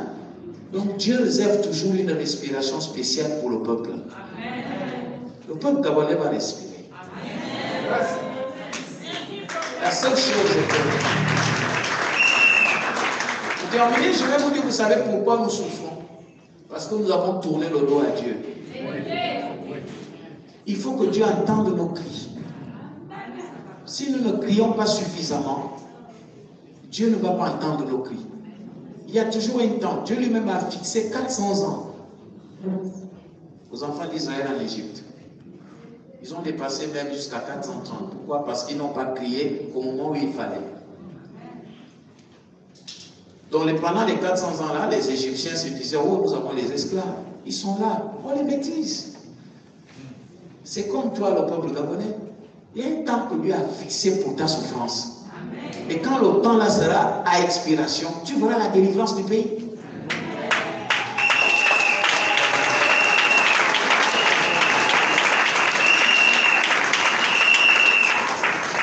C'est pas une affaire d'homme, c'est pas une affaire que voilà, moi Mina dit non, je vous parle, je suis prophète. Et c'est pas un homme qui m'a appelé, c'est Dieu qui m'a appelé. Je disais à certaines autres personnalités qui m'ont parlé, on s'est croisés, et puis ils me disent, mais toi, tu n'étais pas au stade, qu'est-ce qui se passe? Je dis non, je ne t'ai pas associé. Je ne t'ai pas associé. Si je ne t'ai pas associé, ce n'est pas la faute des noms, c'est Dieu qui n'a pas voulu. Donc je ne vais pas indexer quelqu'un, parce que je ne vis pas de ça. Vous voyez, il y a certaines, si mon équipe média vous montre, j'ai rempli des stades à l'extérieur. J'ai rempli le stade à Madoïs ou à Yaoundé. J'ai des références. En Afrique du Sud, de FNB Senior. Je fais ça. Je fais ça. Parce que j'ai Dieu. Il n'y a pas de Dieu. Si on a le même esprit, c'est le même esprit. Je fais ça. Seulement que nul n'est prophète chez soi. Mais à l'extérieur, je le fais. Je le fais. En Ouganda, en Afrique du Sud, au Cameroun. Je le fais. À Kinshasa, je le fais. En France, je le fais. Donc je n'ai pas le complexe, il suffit que j'ai Dieu. Vous voyez? Il suffit que j'ai Dieu. J'arrive à Kinshasa, je n'ai pas moins de 100 000 personnes qui sont là. Oui. Je n'ai pas de complexe. Et je ne m'enorgueillis pas. Je sais que je fais le travail de Dieu. Je n'ai pas besoin de dire, voilà, j'ai fait ceci, je suis grand homme de Dieu. Non, je ne suis ni grand ni petit, je suis juste un serviteur de Dieu. Et je fais mon boulot. Donc, je ne dois rien à personne, je n'ai pas de complexe pour dire, voilà, moi, il a dit ceci. Quand je veux dire ce que je dois dire, je dis. Je n'ai pas besoin qu'on me dise, voilà, toi, quand tu critiques l'Église, si on s'expose, l'Église elle-même s'est auto-exposée en posant des actes que même le païen n'apprécie pas. Vous voyez? Est-ce que vous ne savez pas que les païens comptent sur l'Église? En ce moment, quand il y a une situation comme ça, tout le monde va demander que pense l'Église. Et l'Église, c'est vrai que je suis l'Église, mais quand on dit Église, là, on veut un rassemblement. Comme ça s'est fait au Mali. Au Mali, ce sont les leaders religieux qui ont dit au gouvernement de retirer ça. Vous savez que ce qui se passe au Gabon a été proposé dans tous les pays francophones. Parce que la francophonie a donné 200 millions ici, avec l'appui de l'UNESCO également, c'est la cupidité.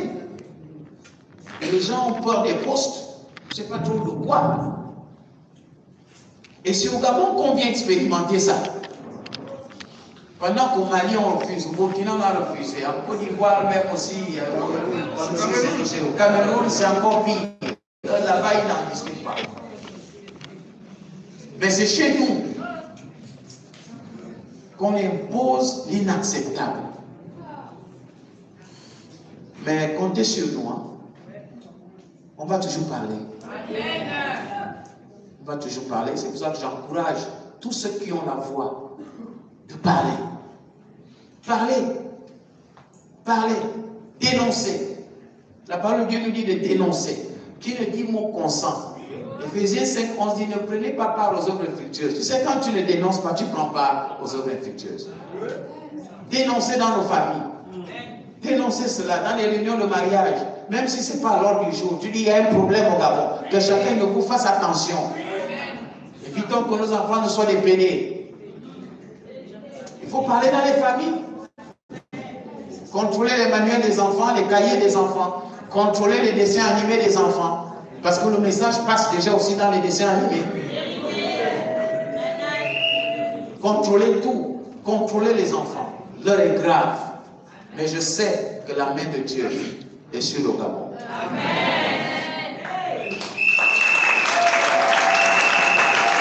Merci. Merci, prophète. Le prophète venait de dire que les gens dénoncent. Oui, je pense qu'il y a des personnes ici qui vont davantage dénoncer. Sur ce, nous avons dans la salle des activistes et un vaillant héros de la société civile.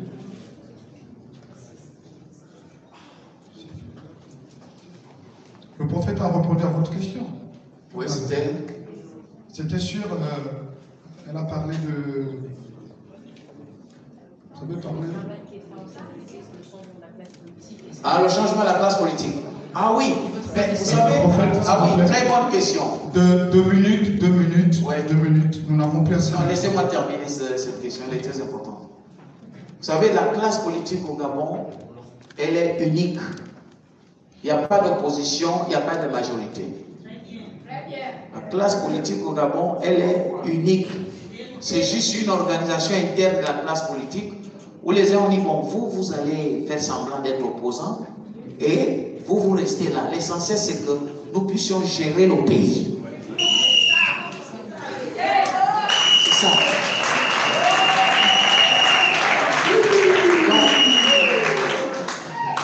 Et puis, à un moment, toi et moi, on se discute, tu fais semblant d'aller de l'autre côté. Et après, tu reviens. C'est ça. C'est la même maison. Les deux chambres, il y a que le couloir au milieu, les deux chambres sont face à face. Et ils traversent. Il n'y a pas d'opposition au Gabon. C'est les mêmes familles d'ailleurs. C'est les beaux-frères et les beaux-frères. Les belles-sœurs et les belles-sœurs. Tout ça là, c'est une affaire familiale. Comprenez? Donc, ce n'est pas une affaire que le Gabonais doit prendre. Voilà, maintenant, moi, je préfère ceux qui dénoncent même individuellement. Mais aucun parti politique au Gabon n'est sérieux.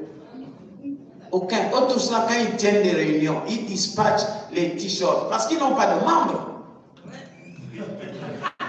Ils dispatchent les t-shirts à la gare routière pour remplir les salles. S'il faut une conférence de presse, on ramasse les gens partout. C'est pour cela qu'ils n'aiment pas les gens comme Wamina. Parce que même la conférence de presse là, on va vous dire que personne n'a eu l'argent pour venir. Si je dis même tout de suite offrande, vous allez voir la corbeille remplie.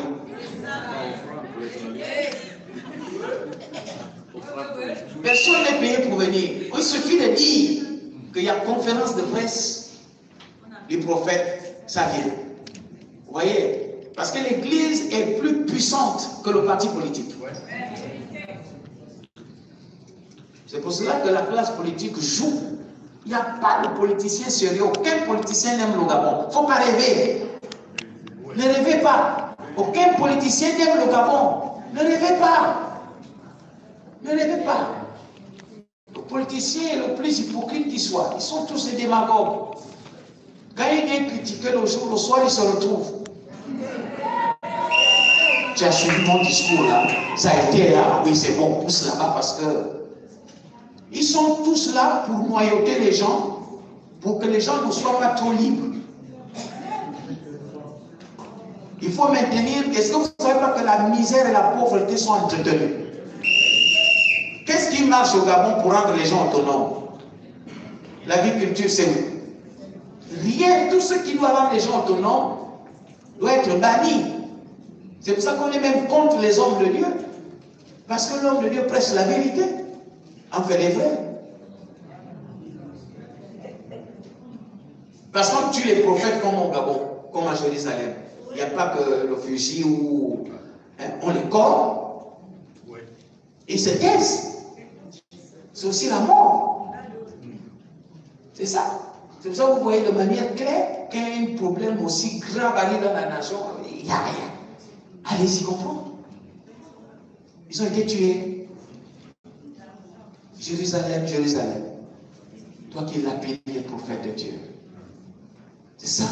Nous sommes à Jérusalem.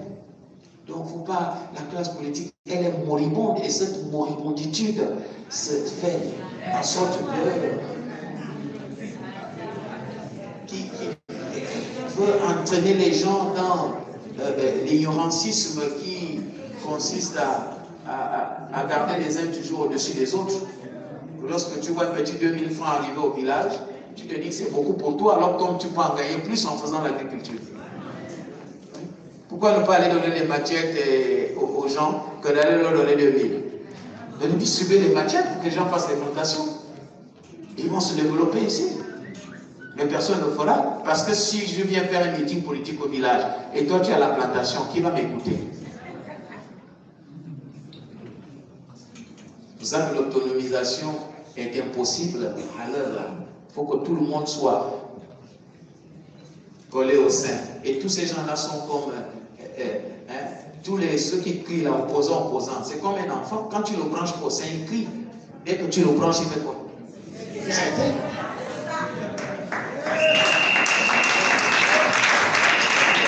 Merci pour cette réponse importante. Alors, le prophète disait tout à l'heure qu'il va falloir que les gens continuent ce travail dans nos maisons, dans nos églises, dans nos lieux de travail. Alors, ce matin, messieurs et madame les journalistes, nous avons dans la salle quelques activistes. Nous avons Fortuné Edou, nous avons Stempy, nous avons Bitom, nous avons Armel Kala, nous avons Bob Mengon, nous avons Otete, nous avons Mira Tumba et l'ange Roland. Le protocole vous remercie d'être là. Alors, je vais devoir passer la parole à un membre de la société civile qui lui, n'a pas aussi foi aux yeux. Je vais donner la parole pour 2 à 3 minutes à M. Godefroy Kungula du Covid citoyen.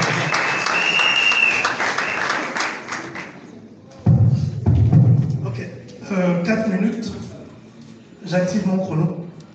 Bon, merci. Je suis Geoffroy Fongola Libika, je suis chrétien. Tout comme mon père, je suis d'Alliance chrétienne. Très bien. Mon matricule, c'est Romains 8,19. La création attend avec un désir ardent la révélation des fils de Dieu. C'est pourquoi dans tout ce que je fais, je me considère, j'ai cette mission d'être une révélation dans notre nation. Mon intervention va s'articuler autour de 3 points pour vous amener à comprendre qu'au-delà de l'homosexualité, le problème est bien plus grave. La première fois que j'ai dénoncé cette situation, c'était en 2015. Et d'ailleurs, avec M. Fontino à l'époque, représentant résident de l'UNESCO, et la même Madame Méminze, qui fait la promotion de ce programme, nous nous sommes sérieusement chamaillés dans son groupe. Et je faisais comprendre à ce monsieur que l'UNESCO a pour mission de promouvoir la culture, pas d'imposer sa culture aux autres nations. J'avais reçu l'alerte d'un parent dont l'enfant est en classe de 4e à Bessieux. Et c'est ce parent qui m'envoie des captures d'écran des cours de son enfant, où on enseigne à l'enfant que le rapport sexuel se fait par voie vaginale, mais aussi par l'anus. C'est de là où, je parle de 2015, en 2015 et 2017. J'ai eu une pression telle qu'ils ont donné le sentiment d'avoir reculé. Et aujourd'hui, les reviennent au secondaire. Ils amplifient leur programme, on quitte du secondaire, on part maintenant au primaire et au pré-primaire. Autre chose, prophète, la question est plus cruciale, elle est plus importante. Quand déplaise à certains, on parle ici de grand remplacement. Je vous explique, je vous le démontre. Au niveau des 11 pays de la CEAC, le Gabon est le pays qui a la plus faible démographie. Croissance démographique. Les prévisions des Nations Unies d'ici 2100, la population de la Guinée équatoriale sera sensiblement égale à celle du Gabon. Au lieu de développer des politiques de natalité, le Gabon développe des politiques de mortalité. La promotion de l'homosexualité est la plus grave de ces politiques. La deuxième politique, c'est le durcissement des conditions d'adoption d'enfants gabonais au Gabon. Comprendre où commence le remplacement. Ce qui fait que ceux qui ont les moyens partent adopter à l'extérieur. L'une des destinations privilégiées, c'est Madagascar. Vous comprenez que ces enfants qu'on va adopter à l'extérieur, quand ils arrivent, celui qui va adopter, c'est forcément quelqu'un qui a les moyens. Quand il arrive, il donne la nationalité, et après cet enfant se retrouve dans l'administration à des postes de haute responsabilité. Troisièmement, la promotion de l'homosexualité, vous l'avez dit, et je ne cesse de le décrier, ne touche pas les musulmans. Ça touche les laïcs et les chrétiens. Le Gabon est composé à plus de 80% des chrétiens. Ces chrétiens scolarisent leurs enfants soit dans des établissements laïcs ou des établissements chrétiens. La plupart de ceux qui acquièrent la nationalité gabonaise sont à plus de 90% des musulmans. Ça donne quoi? Ça donne qu'on a des Gabonais naturalisés qui ne seront pas touchés par cette question d'homosexualité parce que leurs enfants sont scolarisés dans des établissements qui ne sont pas touchés. On aura des frères expatriés qui effectivement vont scolariser leurs enfants dans des établissements qui ne sont pas touchés. Les Gabonais seront les seuls à subir la politique de mortalité. Donc d'ici 2100, on se retrouvera avec peut-être beaucoup plus de Gabonais naturalisés que de Gabonais autochtones. Et le dire, c'est pas faire preuve de xénophobie, parce que le titre premier du Code de nationalité parle des Gabonais d'origine, et le titre 2 parle des Gabonais naturalisés. Donc ce n'est pas une xénophobie, ce sont les faits. Ça me signale les 4 minutes. Donc désolé d'avoir débordé de 8 secondes, mais nous aurons l'occasion d'échanger, parce que le problème est bien plus grave que seulement l'homosexualité. Merci.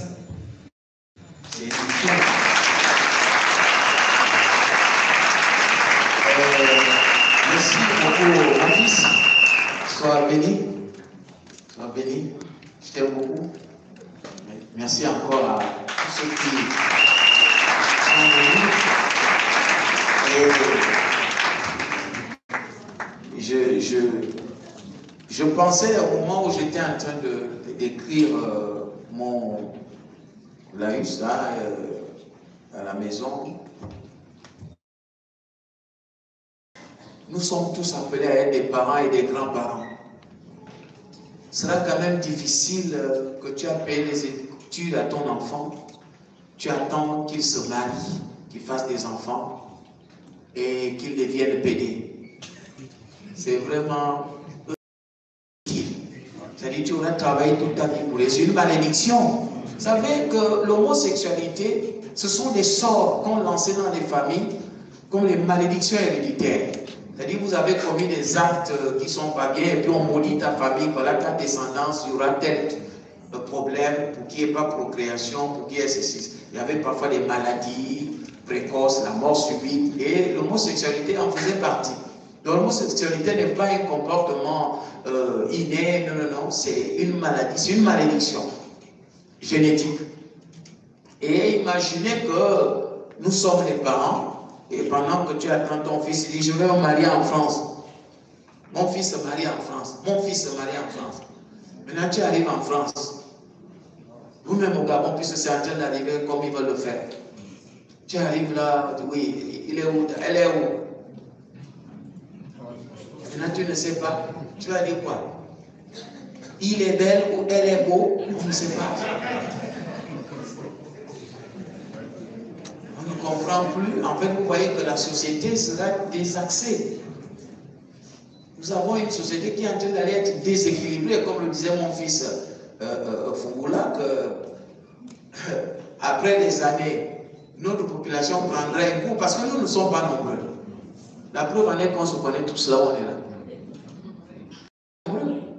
Donc, si cette affaire-là s'installe, c'est fini pour nous. Mais ceux qui font ça ont un objectif. C'est de nous déposséder du pays. Et que nous soyons une société déséquilibrée. Parce que nous devons accepter ça, effectivement, que les Gabonais d'origine. Et le pays aura besoin de personnes intègres et qui viendront. Ceux qui vont garder l'équilibre. Parce que les PD, c'est déséquilibré. Les PD, ce sont les déséquilibrés. Regardez la France. Depuis qu'ils ont fait leur affaire de PD, la France ne va pas bien. Regardez Hollande, comme il a chuté. C'est vrai que je l'ai dit publiquement, que aussi, comme tu as fait ça, tu ne vas pas revenir. Je l'ai dit publiquement à l'Église, que tu ne seras plus jamais président de France. Finis ton mandat. Je l'ai dit publiquement, les vidéos sont à juste 24. La France sombre. C'est pour ça que vous voyez la France obligée de s'accrocher aux pays africains pour piller toujours. Parce que la France n'a pas de sous-sol. La France n'est pas un pays riche. La dernière fois, ils m'ont donné un visa de combien de mois. Je voulais même aller là-bas pour qu'ils enlèvent ça. Mais comme je vais dans des missions pour prêcher l'évangile, je suis obligé de garder le truc là dans mon passeport. Sinon, je n'en ai pas besoin. Puisque quand je prêche là-bas, je suis obligé de dire allez lire à la maison. Allez lire les petits 22-18 à la maison. Pour l'affaire que vous connaissez là. Priez pour vos enfants. Vous voyez? C'est une peste qui est en train de s'installer dans notre société. Chacun de nous doit la repousser avec la lumière du cœur. Merci. Alors, nous allons juste, on va aller plus vite. Je vais devoir donner la parole à 3 personnes seulement. 3 personnes. Alors, nous avons les activistes. C'est les 2 activistes derrière, Stampy et l'autre Fortuné, qui vont prendre la parole. Ensuite, non, les journalistes, c'est fini, on vous a laissé le temps. Voilà, on ne peut plus. C'est une conférence de presse. Bon, peut-être à la fin. Alors, ensuite, nous allons donner la parole à 2 personnes dans le public. Stampy, vous pouvez vous présenter. Merci. Bien, bonjour à tous. Je suis, comme il a dit le maître de cérémonie, Stampy Laurent. Alors, je ne voudrais pas poser une question, mais je fais un apport. Si vous me le permettez, applaudissons très fort pour le prophète Sidoni.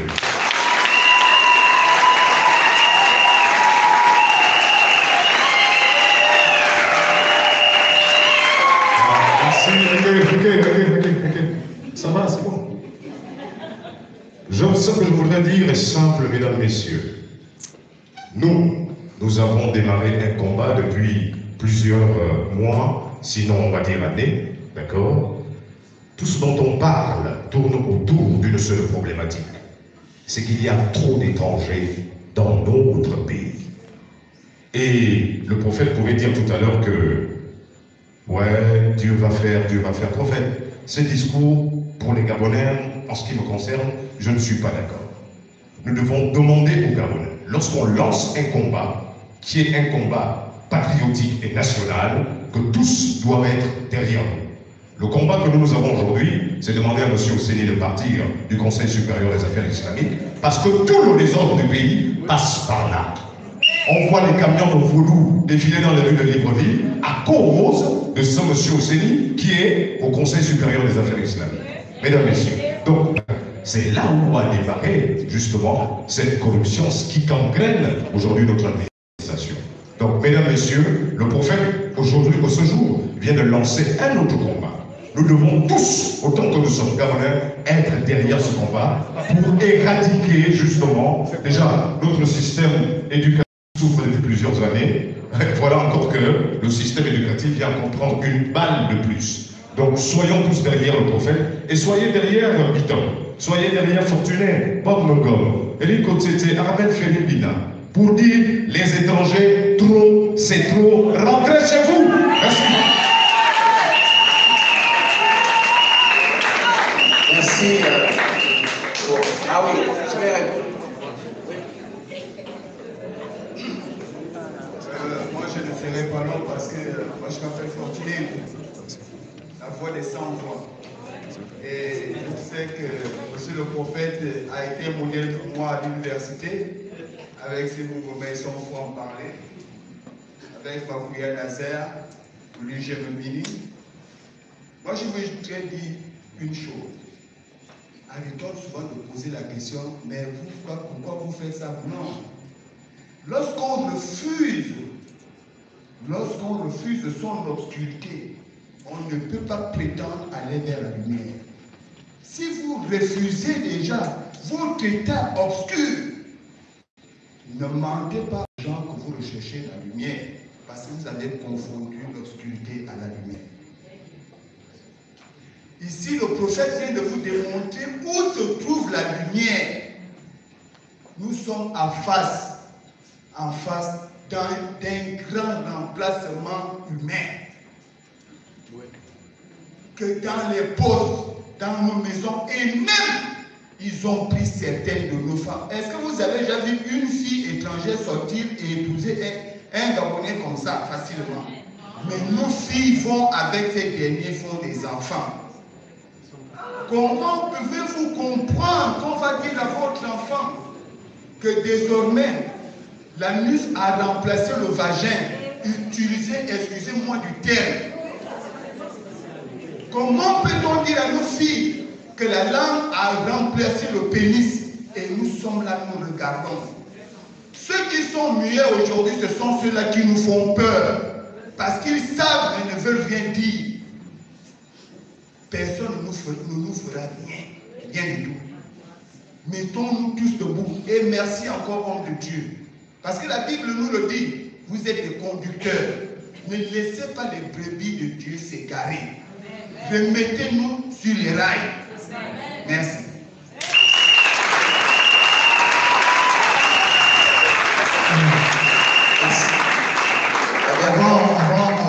Avant que vous ne puissiez prendre la parole, nous allons laisser le prophète répondre. Oui. Je disais que, vous savez qu'aucune nation avance, aucune nation ne peut avancer sans un élan patriotique. C'est pas possible. Quand vous arrivez dans les pays des autres, vous verrez que ce qui fait leur force, leur développement, c'est l'amour pour leur pays. C'est très important. Regardez que quand on parle de certaines choses qui se font, qui est le complice? C'est d'abord le Gabonais. C'est le Gabonais qui permet la libanisation foncière.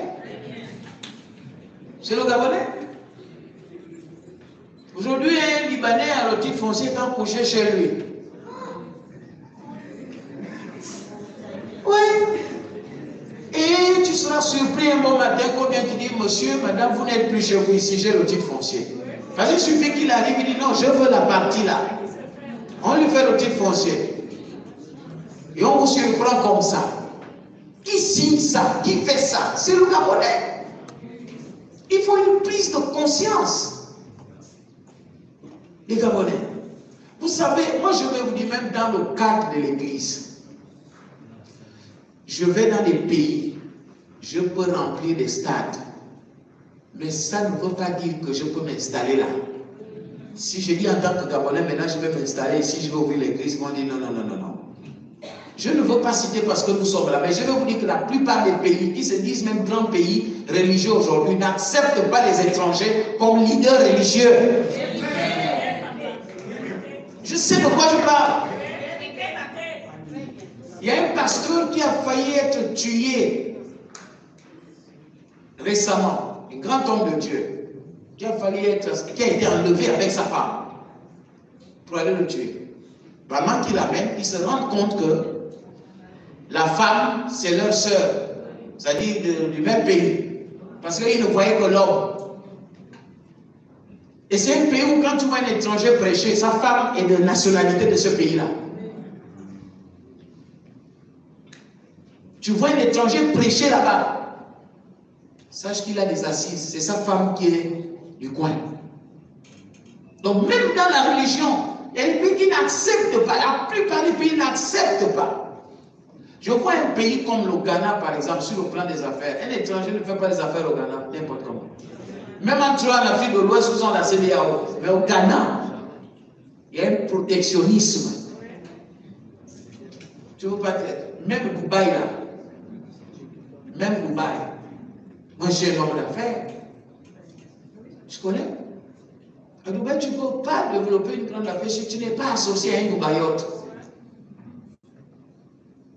Oui, on vous l'impose. Même en Guinée équatoriale. Tu ne peux pas ouvrir une entreprise si tu n'es pas associé à un Équateur-Guinéen. Donc, ce n'est pas de la xénophobie, c'est le protectionnisme. Il ne faut pas confondre le protectionnisme à la xénophobie. Je crois que c'est là où les gens, comme ils, le seul mot qu'ils ont, en fait, c'est le système aussi qui véhicule les dox là. Pour dire que ceux qui parlent de protectionnisme, c'est des xénophobes. Non, non, non. Pourquoi on ne dit pas ça ailleurs? Même en France, aujourd'hui en France, pour faire pour te donner la carte de résidence, on doit d'abord te faire les tests si tu parles français. En France, là on dit droit de l'homme et tout ça. Est-ce que vous savez pas que pour avoir un titre de séjour en France, vous devez passer d'abord par les tests de français? On doit savoir si tu parles leur langue. Tous ceux qui traversent la Méditerranée là, pourquoi la plupart des gens font le travail dans le noir en France? Parce que c'est un pays esclavagiste. Ils font le travail dans le noir, la plupart des gens travaillent dans le noir, ils n'ont pas de papier. Pourquoi? Parce que pour avoir les papiers, tu reviens d'un pays anglophone soudanais ou même un pays francophone, tu n'as pas été à l'école. Tu n'auras pas de titre de séjour parce que tu ne parles pas la langue française. Ça, c'est des choses qu'on dit pour gens, mais qui existent en France. Donc, il y a toujours ce protectionnisme-là. On dit non, tu ne peux pas te donner la nationalité française si tu ne parles pas français. Les réfugiés qui partent là, ce n'est pas de la xénophobie. Je ne pense pas. Donc, arrêtons de faire de l'intox ou ceux qui parlent que Gabon. Donc, Léon était xénophobe quand il a dit Gabon d'abord. Hein? Pourquoi on ne critique pas Léon Ba? Parce que ce qui se fait aujourd'hui, c'est juste la suite de Léon Ba qui a dit Gabon d'abord. C'est-à-dire, s'il y a 2 emplois, on prend d'abord le Gabonais, maintenant, lui-même parlait de quoi? Gabonais d'adoption, Gabonais. Donc, il disait, s'il y a l'emploi, il n'y a pas de problème, mais on donne d'abord aux Gabonais. C'est ça. Et c'était même devant tous les ministères, il y avait une plaque qui était écrite devant tous les bâtiments publics. Gabon d'abord. Gabon d'abord. Gabon d'abord. Donc, Gabon d'abord, c'est un esprit gabonais. Donc, quelqu'un qui exprime le Gabon d'abord n'est pas xénophobe, c'est une fierté. Vous voyez? C'est une fierté. Donc, arrêtez de vous couvrir derrière, voilà. D'ailleurs, ceux qui disent là, Gabon d'abord, ils ont agressé qui? Est-ce qu'on a vu un mouvement où les gens ont des couteaux et tout ça pour dire tuer les étrangers? C'est ça la xénophobie. Je connais des pays xénophobes comme l'Afrique du Sud. Voilà un pays xénophobe, l'Afrique du Sud. L'Afrique du Sud, c'est un pays xénophobe. Ou même quand vous organisez une croisade comme ça, tu sens même que les gens disent comment un Gabonais. Bon, comme il y a quand même eu des miracles, ça va, mais tu ne t'installes pas ici. Oui. Les emplois que tu trouves avec la matière quand on te chasse. L'Afrique du Sud, voilà un pays xénophobe où on en a les maisons des étrangers pour agresser les étrangers. C'est ça la xénophobie. La xénophobie n'est pas de dire je veux le travail d'abord avant l'autre. C'est pas ça la xénophobie. Donc merci encore pour ces interventions-là. Et que Dieu vous accompagne dans toutes les branches de lutte que nous menons, parce que ce sont des causes justes pour lesquelles nous luttons. Nous ne luttons pas contre une personne, mais nous voulons une société équilibrée, des enfants équilibrés. Un enfant, vous savez, je vous incite toujours à enseigner nos papas, les papas et mamans qu'on faisait quand on était petits là. C'est ce qui a fait de nous des pères de famille aujourd'hui. Papa et maman qu'on faisait avec nos soeurs. Toi c'est maman, moi c'est papa. Et puis elle prépare la nourriture. Hein? C'est ça l'éducation qu'on doit donner aux enfants. L'enfant doit grandir. Oui. Je vois dans des familles, il y a des papas bénis dans les familles, il y a les mamans bébêtes dans les familles. Ils imitent comment papa béni prêche, comment papa béni fait. Que ces enfants-là grandissent comme des hommes de Dieu. C'est important. Il faut que les enfants apprennent ça. Un enfant, une fille doit savoir qu'elle est différente de son frère. Aujourd'hui, on peut dire que le frère et la soeur peuvent choisir, ils sont pareils. C'est pas possible. Et comme c'est la cellule familiale qui est attaquée, il faut que chaque famille soit vigilante. Nous allons, compte tenu du temps, prendre juste une seule question. Juste une seule. Nous sommes pris par le temps. Non, c'est fini. Une seule personne et nous avons continué ce programme. Allez-y. Je suis le docteur Franck Bernandé, enseignant-chercheur à l'École normale supérieure et écrivain. Je relève ici aujourd'hui parce que, comme l'a dit le frère tout à l'heure, j'ai eu l'insigne honneur d'être avec, à l'époque, Béni Wambina à l'UOB. Et je dis à ceux qui ne l'ont pas connu là-bas que c'est grâce à lui, jusqu'aujourd'hui, 25 ans après, qu'il y a des livres à la bibliothèque universitaire. Ce sont ces livres qui sont encore là-bas.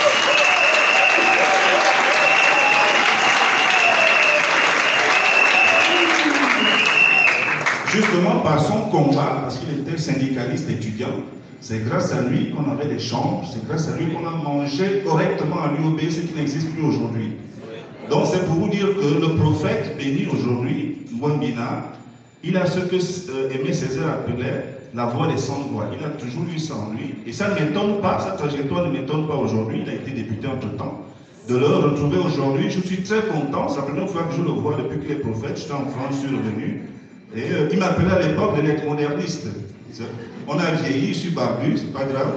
Donc, prophète, j'aimerais quand même savoir, est-ce que vous ne craignez pas pour votre liberté? Parce que je vous suis aussi sur le net. Le franc-parler à l'ENS avec des collègues me fait toujours rire.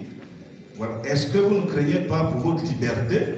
Rien que ça. Et j'aimerais savoir si votre église est subventionnée par l'État. Merci. C'est une très bonne question. Si mon église était subventionnée par l'État, je ne serais pas assis là.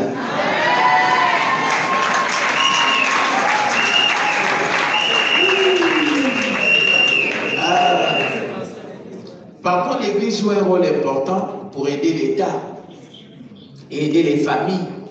Moi, j'ai souvent vu des guérisons qui se passent à l'église, comme disait l'une de mes filles à quelqu'un que nous, on a des guérisons tous les dimanches, tous les vendredis. C'est pas quelque chose d'étrange.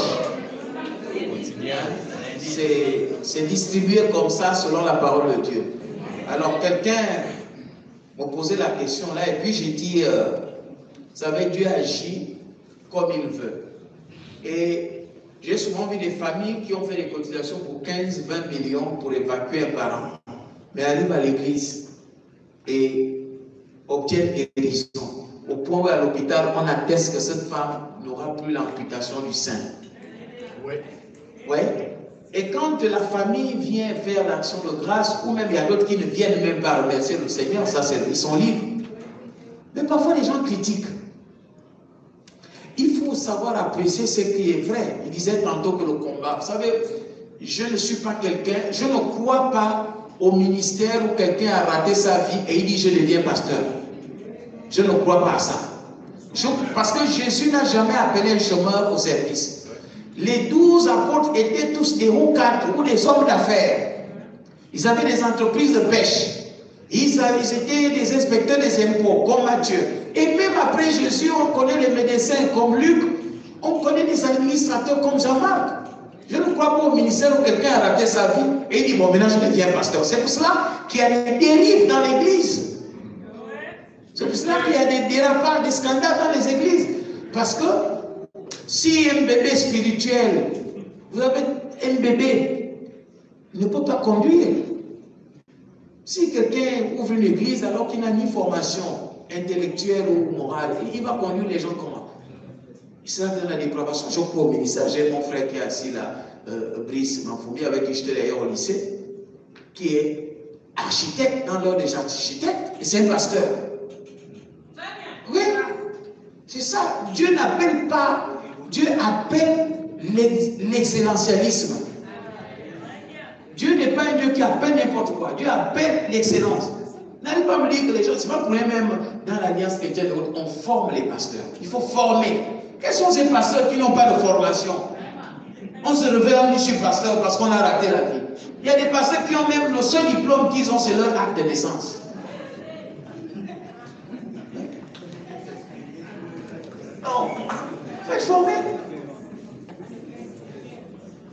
fait que les gens tombent facilement dans la facilité et reçoivent des subventions et après, bon, sont aussi entraînés par ceux qui ont compté aussi, qui tombent là. Bon, pour la sécurité, c'est Dieu qui nous garde. On n'offense personne, on ne prêche que la vérité. Et la parole de Dieu, c'est la parole de vérité, c'est la parole de vie. Si on nous dit aujourd'hui de ne plus prêcher la vérité, on va prêcher quoi? Oh, moi, je n'ai pas été appelé à prêcher un homme. J'ai été appelé à prêcher Jésus-Christ, à prêcher la bonne nouvelle qu'il m'a demandé de prêcher, en me disant de me retirer de toute activité politique. Je dis bien, j'étais secrétaire exécutif du parti politique. Il m'a dit de me retirer. Et l'actuel père était mon délégué à la communication. Donc, j'ai fait de la politique au haut niveau. Et je ne crains personne, je ne crains que Dieu. Voilà. Et les gens doivent plutôt prendre nos interpellations comme étant un apport. Parce que nous ne critiquons pas sans donner des solutions, sans proposer des solutions. Ils doivent retirer le manuel qu'ils proposent là, soit retirer les termes homosexuels, la partie là, sur les orientations sexuelles. Ils retirent ça et il faut le respecter comme on faisait. On sait que voilà, le corps humain est comme ça, et ainsi de suite. Pas de problème, mais ils enlèvent là où ils veulent faire de nos enfants des pédés et on va se réveiller demain quand chaque famille, parce que leur objectif est que chaque famille ait un pédé. Comme ça, on va s'habituer à ça. Vous ne savez pas qu'il y a des églises où les pédés sont même d'échange? Donc tu as raison de parler pour la sécurité, parce que la sécurité, ce n'est pas seulement les gens d'en face, mais dans l'église aussi. Qu'est-ce qu'un pasteur qui entretient un chantre pédé? J'ai même un cas sous la main où un pasteur a pédé son enfant.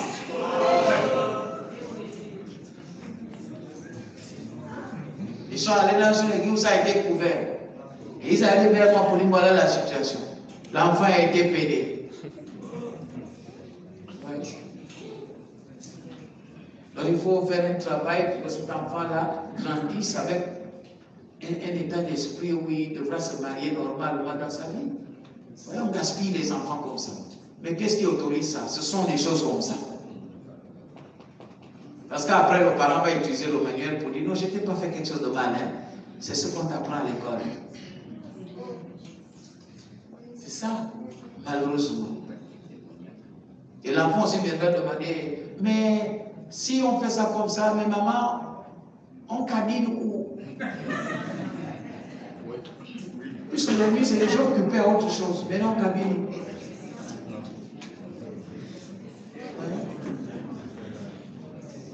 Et tu vas répondre quoi à l'enfant? Donc, il faut éviter ça. Ça restera toujours un tabou dans nos familles. Parce que ce n'est pas des choses à prendre à la légère.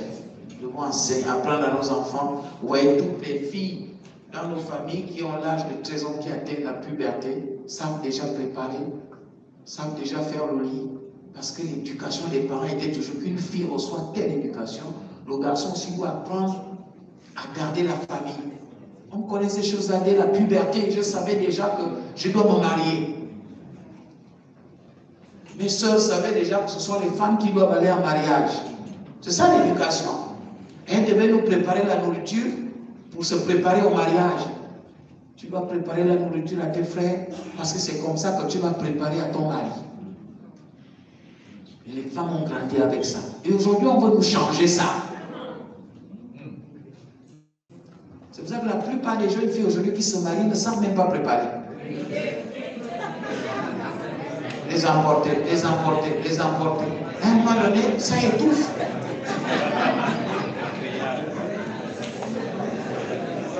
Que les longs ongles là, aux ongles. Les longs ongles là, longs. Viens couper les timbales. Ah, chérie, aujourd'hui, j'ai beaucoup travaillé. Alors que ce n'est pas le travail. Donc nous devons. C'est une question de famille et vous savez que le développement commence par la famille. Le développement économique également par les foyers. Les premiers cours en économie par le foyer. Donc nous devons faire très attention la question que nous sommes en train de traiter, c'est une question de vie sur laquelle dépend l'avenir du pays. Parce que les enfants d'aujourd'hui, là, ce sont eux, demain, qui doivent nous accompagner. Vous voyez, j'ai perdu ma mère dimanche dernier. Et j'étais en train de lire la parole de Dieu qui dit, ce sont les fils qui enterrent les parents. Et au rythme où va la société aujourd'hui, c'est les parents qui risquent d'enterrer les enfants. Oui. Dimanche, je me réveille pour aller au culte, l'hôpital m'appelle qu'elle est décédée. Et j'ai simplement pris le corps pour l'amener à la morgue et faire toutes les formalités. Et ensuite aller à l'église. J'étais en train de dire, ah, c'est vrai que ça me fait mal, mais Dieu a dit, c'est nous qui devons enterrer nos parents. C'est l'éducation que Dieu nous donne. Et c'est ça qui doit rester avec nous, la parole de Dieu. C'est celle-là qui doit nous conforter, c'est celle-là qui doit nous accompagner dans notre société. Si nous perdons de vue, mon fils Tampi disait que nous disons que Dieu va faire. Il a raison parce que la prière sans l'action ne vaut rien. L'action doit toujours suivre la prière. On dit que Dieu va faire, oui, nous restons en prière, mais on doit aussi se lever pour attirer l'attention des gens, pour éveiller les consciences, pour comprendre que quelque chose ne va pas.